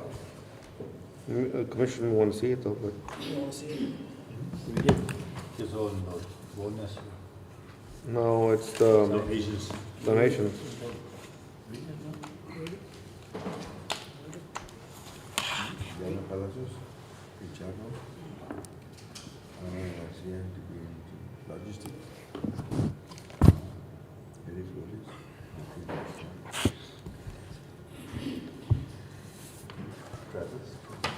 Donations for Sheriff Department, Science Industries Incorporation, DBA, AA Best Bill Bonds, 2,500. Julie Travis Walker, $100. Elsa Charo, DBA Tres en Uno RV Park, $100. Pharaoh's Ranch, $100. Eddie Flores, DBA Eddie Mexican Restaurant, $100. Diana Palacios, $500. El Charro, $150. Ana A. Garcia, DBA A. Gem Logistics, $100, for a total of $3,650. Donations for Ensenada Nutrition Center, Southwest Area Regional Transit District, $200.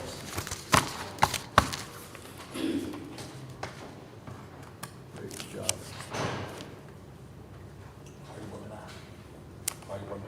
No.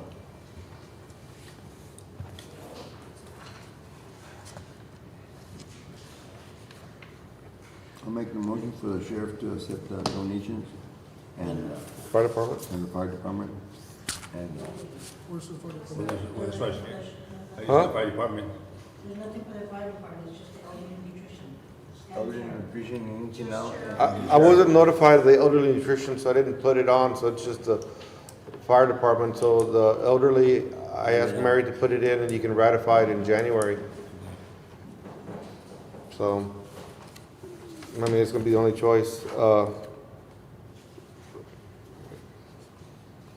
So it was for all of them? So it's just gonna be for the sheriff's office. Okay.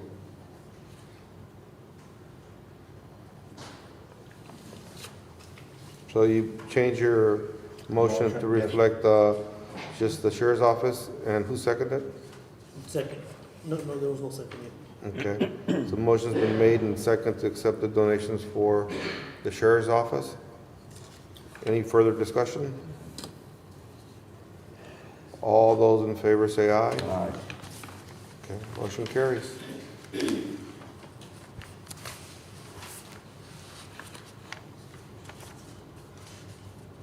Now, number 18, Commissioner, you had asked to set up the realignment of Cameron Road, but you said you wanted to leave it alone? Yeah, So is there a motion to just, I'll make the motion to just, disregard. just, just not to take action on it? No, sir. I got enough. Is there a second? Second.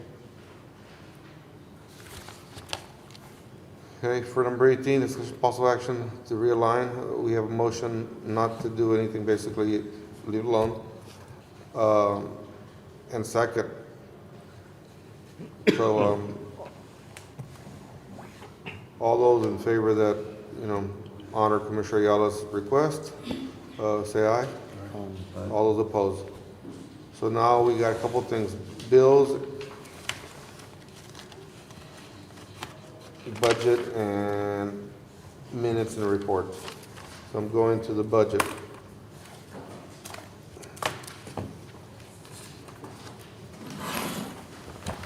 I know Jorge's on. Have you all talked to Jorge? George, can you hear me? Come Yeah, on. can you hear me? Yes.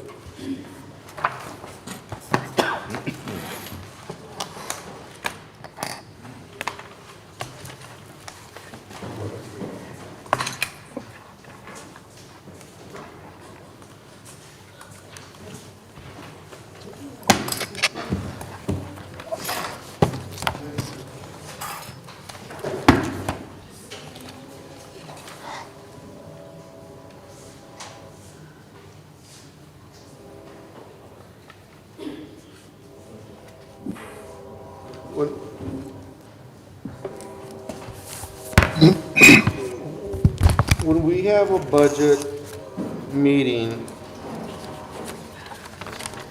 it's a wish list what we want, and we try to make it work. And then it comes to the point where we have to vote on the budget and we can amend the budget and make changes to it when we amend it and have a final budget.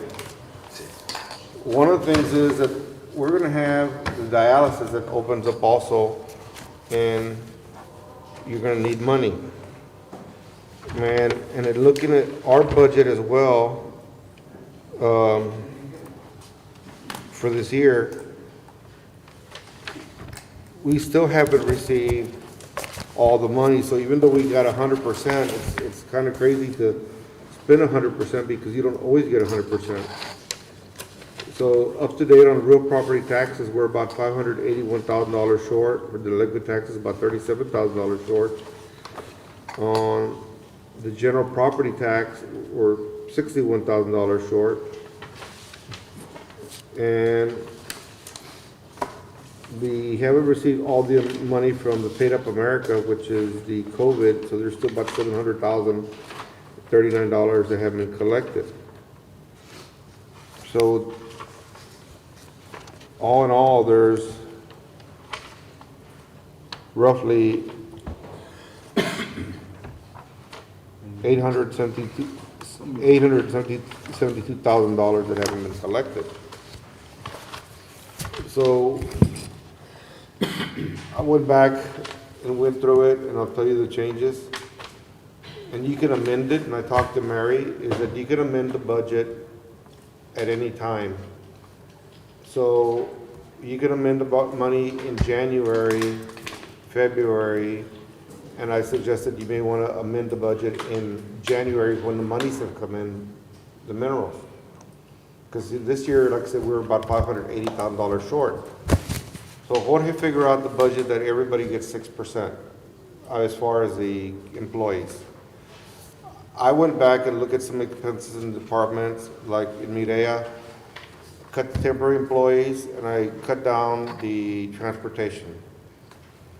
I mean, your supplies, because next year is a non-election year. So you're really not gonna have that.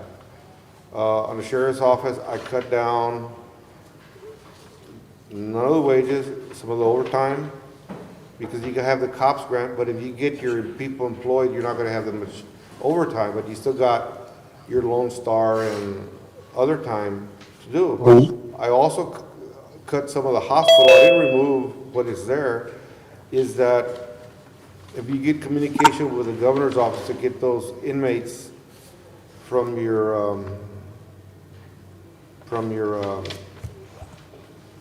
I'm trying to think your people that are transporting your coyotes that you're catching, you know, for taking people.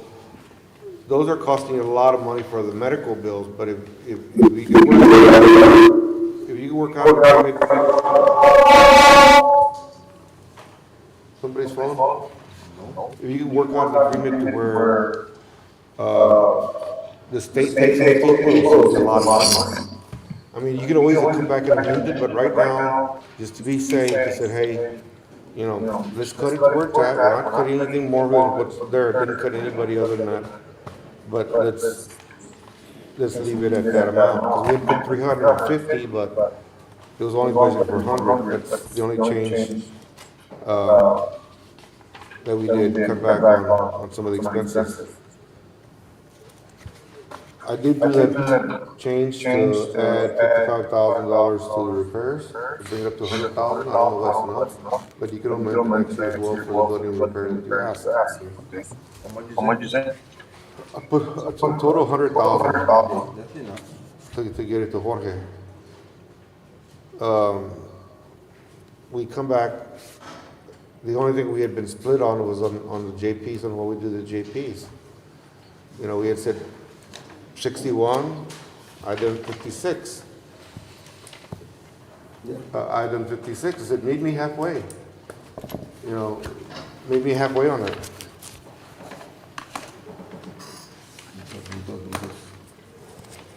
In the budget. You know, that's, when JP Rodriguez was there, I remember we lowered it to 55,000. And we had passed that as a Commissioners Court for a year.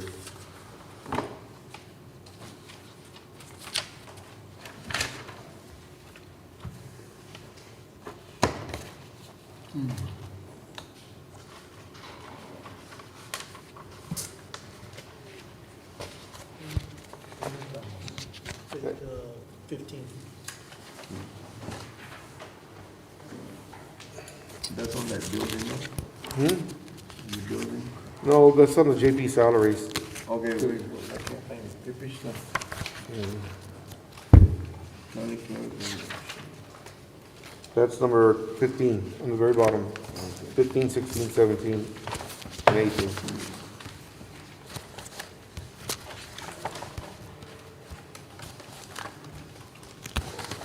Jorge, Yes, I hope you feel better, but let me I do.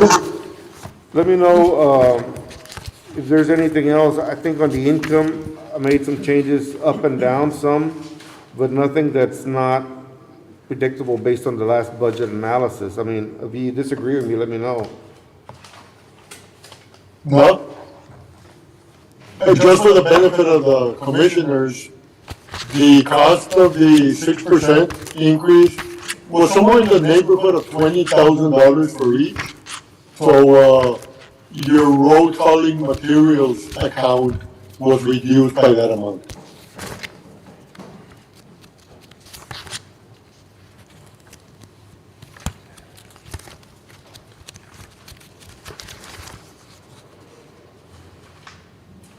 Who's that, JP or the? What is that, road and bridge, what? Well, he was talking about All the materials. he included all the employees at 6%. Okay. And he said that cost what, 700,000? For the general fund, it was about $700,000. About 700,000.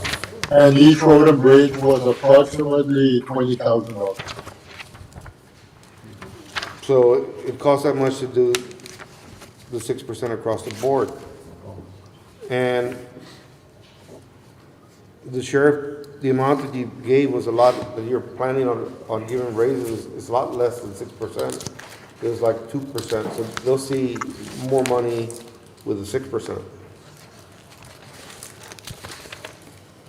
And I'm not saying it's not due, because this is my last one. You can amend the budget next year and make changes. I'm just trying to finalize it so you can close it out and you can go. But I want to get as close to workable as possible. So if you look on page 34, he has excess revenues of 723,259 over expenses. I'm saying, be careful, leave that as a cushion until January, until Mary and Dora collect the taxes. Dora wanted a fourth person. I cut that person out, I just kept the staff that we have, but you can still give it to her next year. But at least wait till the collections. And do we have to decide all this today, or with you, or can we leave it? Well, this is the thing, is I'm trying to have a budget you can close out today, and you could always amend it. You can add that additional person. We've done it before. But just wait till you get the collections from, January. in January. We still got collections this month, all December. And then January, good, we know what we got. But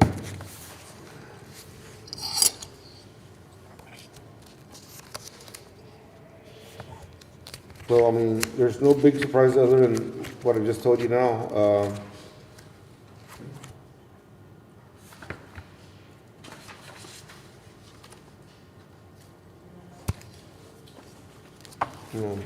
Jorge, I mean, let me know if there's any other thing else that we need to let them know, but that was about it. No, you covered the final change. And like I said, you can still amend it next year. You know, meet me halfway on the JPs, and next year you address it the way you feel fit. You know, and then we're done. Okay, so we just make a motion, just leave it this way till. To accept the budget presented with the changes to allow Commissioner Ayala to make budget, repairs to his building. to the Border Patrol. So he's gonna bring up that item to 200,000. But you can still make changes next year anyway. You can still make changes anyway. Because the hazmat got removed and all that got removed already. You fix it up and just put it like a, what do you call it? Restored, original? What, So that would be it. you just make a motion, just leave it the way it is right now? Accept that as presented Except here. for it, okay? As presented here. And then, and next year you can amend it and do what you want to do with it. Amend it. Okay, I'll make the motion. I don't have a copy. Second. Can I put a change of the VP salary? I asked them to meet me halfway in this budget, everybody at 58. We can amend Yeah. next month, January. I mean, Elected officials can be amended? I said, you can amend it next year. Elected officials is binding. Election is binding for one whole year. See, so you can amend it. You can amend everybody else, But you have to say it's by elected officials. but they can amend it. I said they can amend it. If it applies, it applies. But not next. I asked them, the very first, I'm not lying, I asked them to meet with the JP halfways. I'm not gonna get in an argument with you because I was very front that I said, meet me halfway with the JP said half. With 56 and 61. I mentioned that at the very beginning, so I'm not gonna get into this and trying to say I'm deceiving the court because that's the very first thing I said. And if you wanna play those games, then we're not gonna hear you. You're lowering the pay. What, I mean, You're only picking on me. no, I'm not, and it's not the first time. And I don't wanna get to events, I don't wanna get to events, but I mean, last week, office was closed, at certain times. And it gets back and forth, we never win. I mean, like I mentioned, we lowered Vicky to 25,000, a lot less than that, a lot more than that. And then we voted on it. We voted on it. So that's the thing. There'll be another budget next year and you go. Next year in October or November? Next year, October, November. So what was the final? I didn't even see that chart.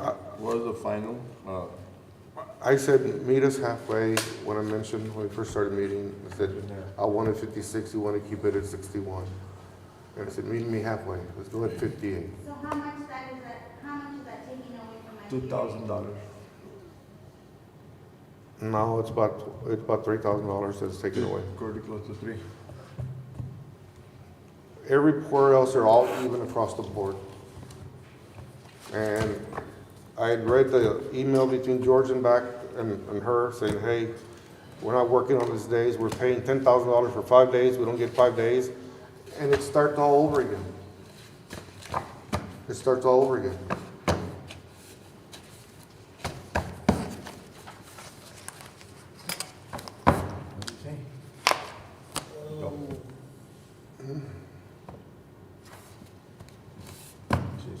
Nothing. It hasn't closed yet. No, it hasn't closed. It hasn't closed yet.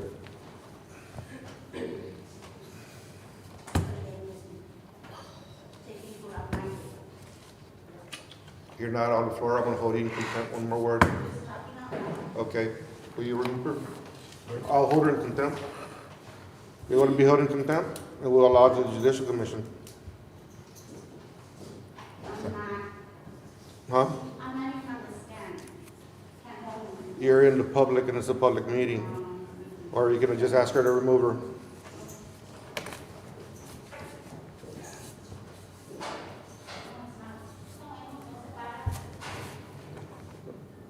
Eddie. Hey, what's the threat? That's a threat.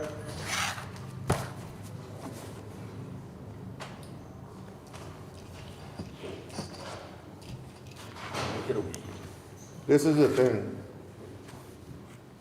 We try to run Commissioner's Court and we have to deal, and I have to deal with the items and things on a daily basis.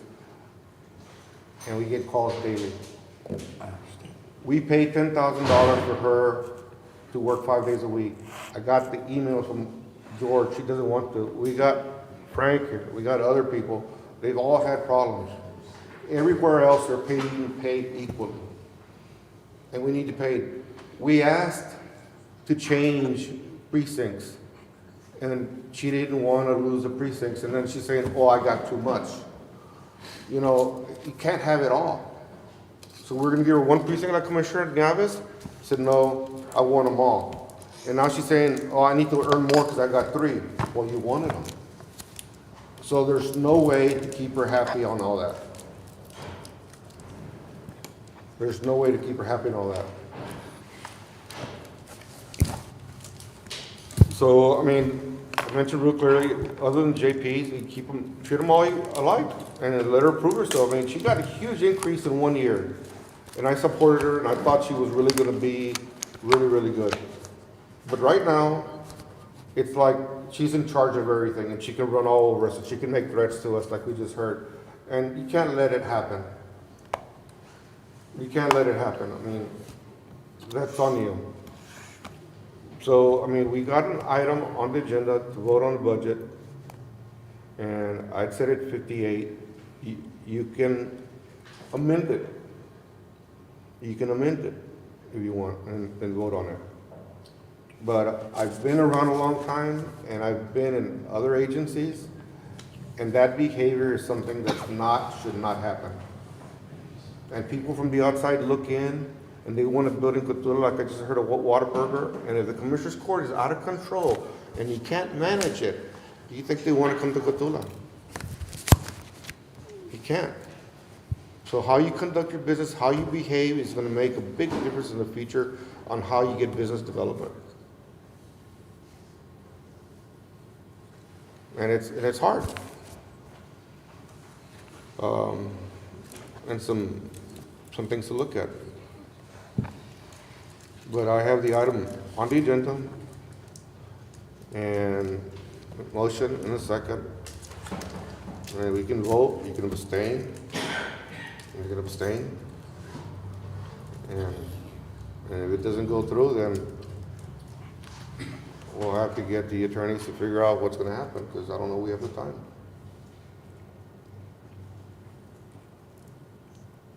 You know, but the last thing I wanted to argue is that, hey, meet me halfway. You know, meet me halfway on there. How much was she making? How much is she making right now? 61. And we got $50,000. Huh? And if you divided it by 4, how much were they gonna make? 55. They were 56, 55, 55 divided by 4, Ricardo? That's what we got last time. It's 57.5 Judge, for each JP.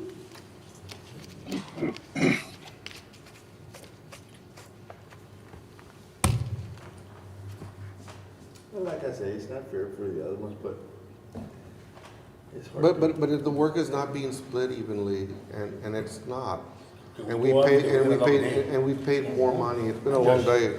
Can we go on to the next one, Marquis? But we have to decide. But we already decided on this, right? No, Well, it's no, not we decided. have the motion, It's not it's closed. made in second. I made motion, don't second it. Yeah, it's made in second. Okay. And we can call it for a vote, and it's up for discussion, so you're calling the vote, basically. So, all in favor, to approve the budget as, Before Good we, motion before made. we approve the budget on the mileage, can we meet halfway? she gets $6,000 No, for no, mileage. no. On the commissioner's budget, Oh, road and bridge. road and bridge. The thing is, before we do, this is what I recommend. 'Cause we This could've is done- what I recommend, and it'll affect them too. And I thought about it, if you decided that you all want to do any increases in the elected officials, then my recommendation would be do a 3% increase across the board for all your elected officials. It has to be like that. And do that as an amendment to it and across the board. Leave the mileage alone. Because if you look at the mileage, there's not enough miles in your precincts for y'all to really justify the miles inside the precincts. Do it across the board, 3% across the board. No, I'm not asking for a raise now. For the road and bridge. Travel, you're talking about travel. No, You're talking the way you split up the money? Yes. We've done it 1 year like that, 1 year like this. Last year we went, Well, we left it this year. Jorge, how did you split it up, Jorge? The road and bridge money, the same as last year? I don't know, Judge, you gave me the breakdown for the road and bridges this year. It has to be by mileage. And it was split up by miles.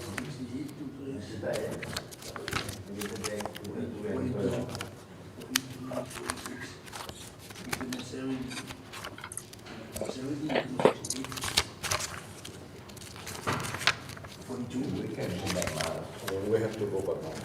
You can't go. But Jorge, in your preparation of the road and bridge, that you set them up, you followed the same breakout you did the year before, right?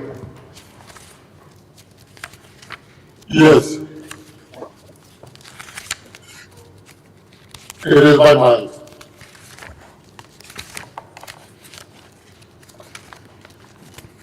Because we've done a number of meetings and we haven't, this hasn't come up until right now. no, we did it, back, we've done it. One time. So but And it's, if you go back to the minutes, you could go here and then you said, no, I just see them, no. No. Yeah, go get them, Everywhere they go by mileage. go get them. Continue, Commissioner Juan. Ojalá, you can't do that.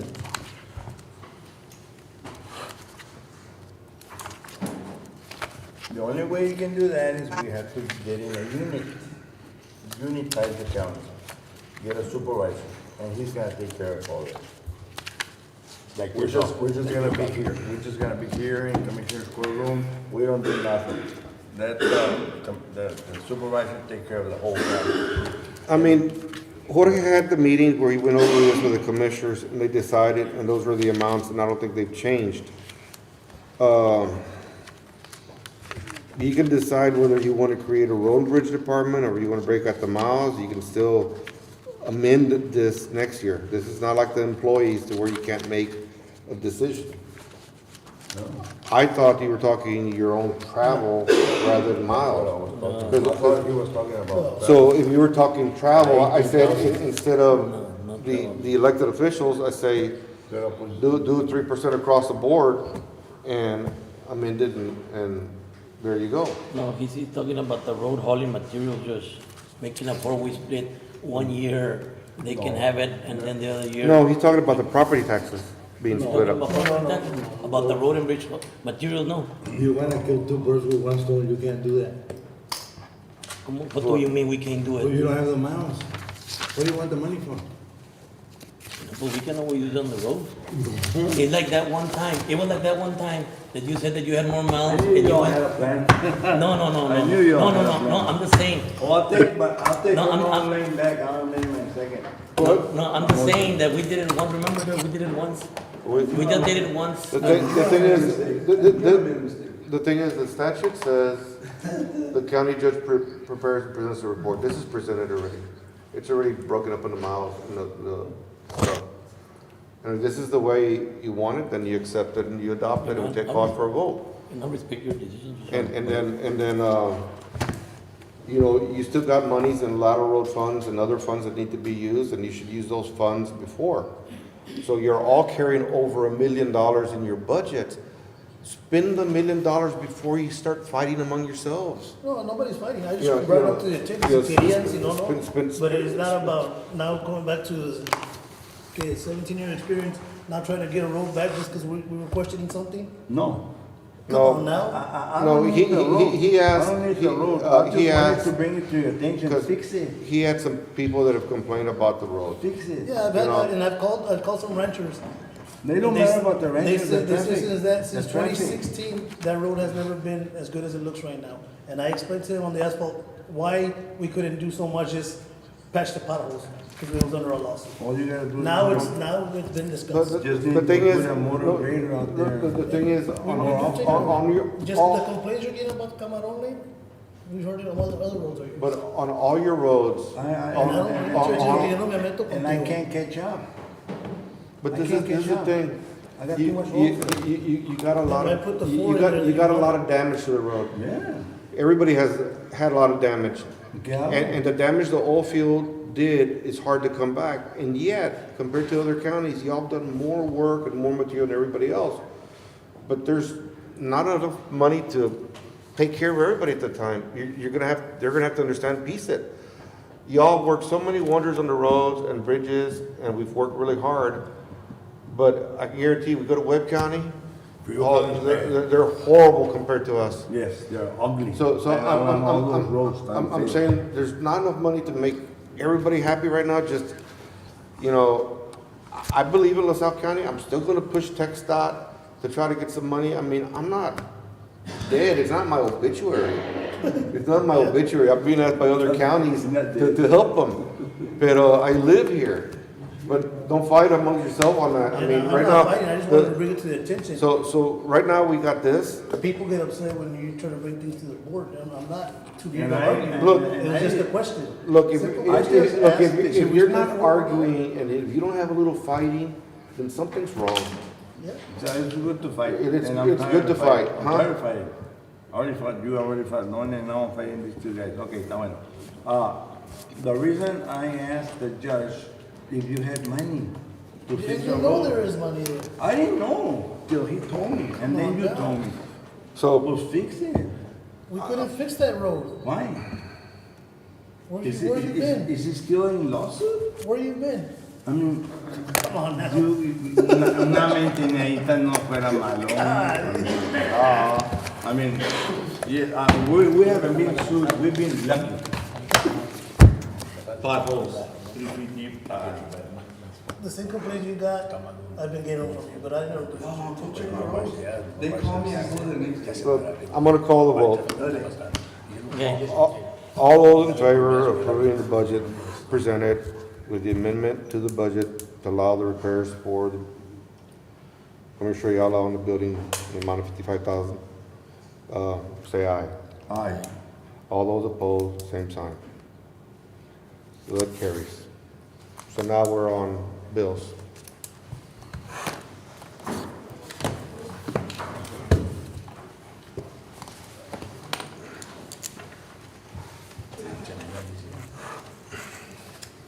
Can I make a motion to take a 10-minute recess? Take a 10-minute recess? Yes. I'll make a motion to take a 10-minute recess. Is there a second? I'll second it. All those in favor, say aye. Aye.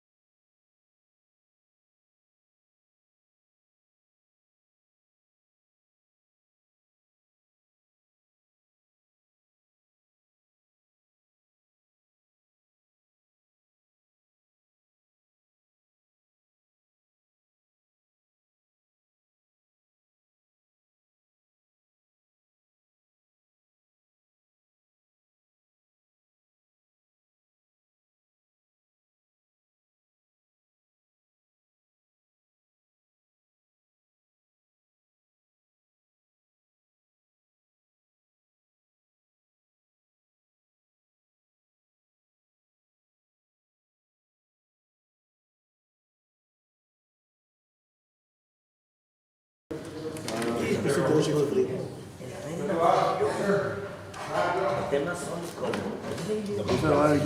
No aguanta nada.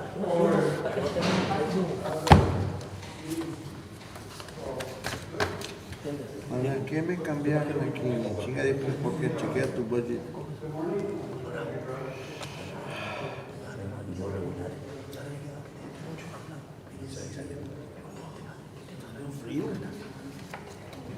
Bueno, mira, vamos a presentar.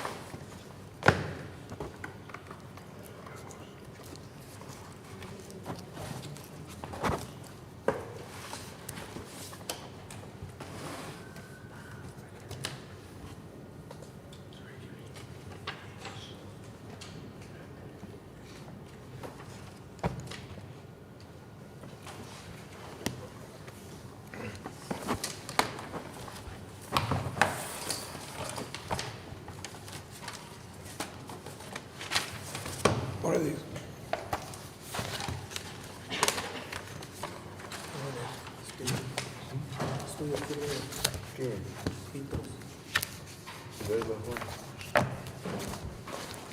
Yo no lo que me cuando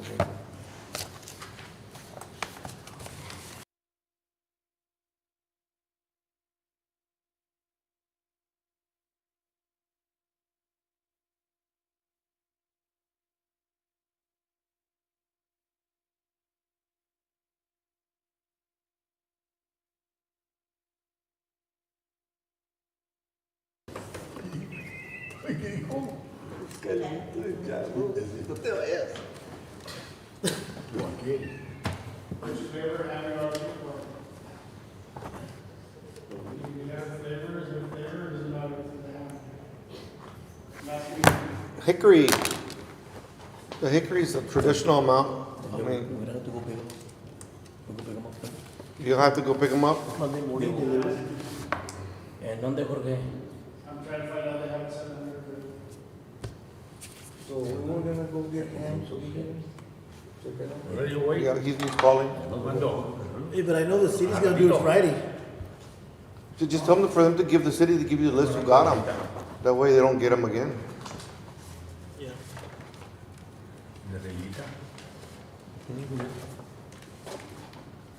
Or you go take care of your elderly first. You're 65, right? You're 62?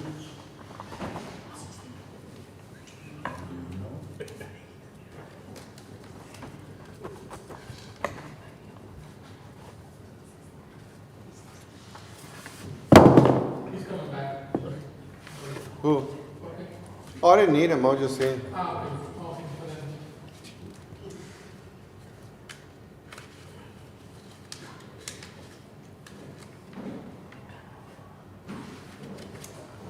Llevo como 3 años que no me queda esta. ¿Vale? Llevo como 3 años que no me queda esta. ¿No te quedamos? Ajá. ¿Y ahora sí? Está otro, sí. Yeah, almost like 44 Está pounds. otro, está otro. Like 44 pounds already. 44 pounds. Hey, how many times have you ever seen that they put a used car in the up there with under the cover? You, I don't wanna pay. A used car? Yeah, under the cover. I'm not gonna pay. At the dealership. Never mind. Used in there? Yeah. Wait. Oh shit. Le peleo a He just got there. I saw it on the trailer. Yeah. No, that's my old car. I know, but where'd you trade it in? At Brown. At Brown. But they put it under the cover.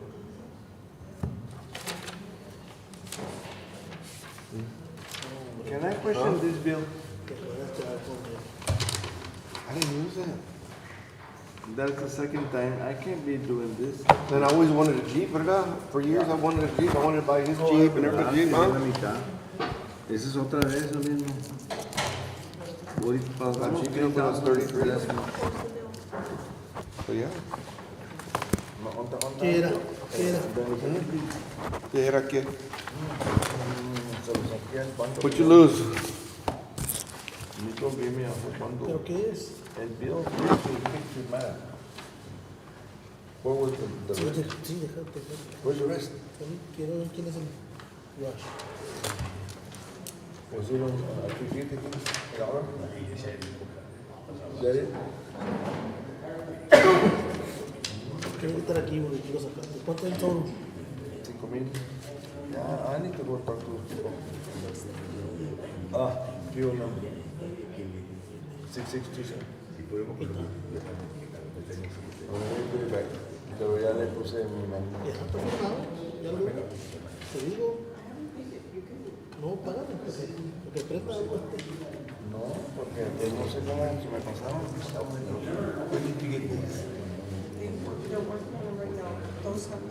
Ok. Quita. Quita todo. No, dame a pedir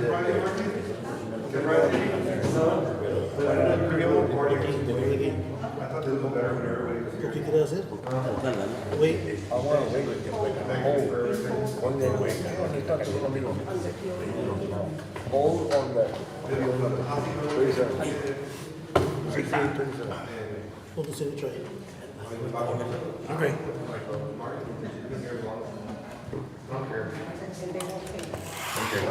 No. Que querían andar peleando conmigo. ¿Quién te va a ayudar a hacer esto?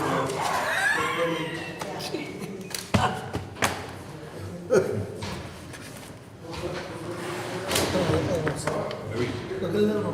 ¿Qué? No, I'm good.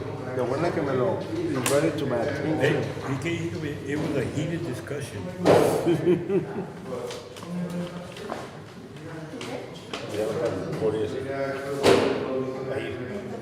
Aquí a las 7. Did you? Ahí me quiero que se quede. La dueña de ahí. Report. No, nomás la dejé para esto. Mejor para que quede. Every year la hace. Luego va a comer más como sándwiches. Uy.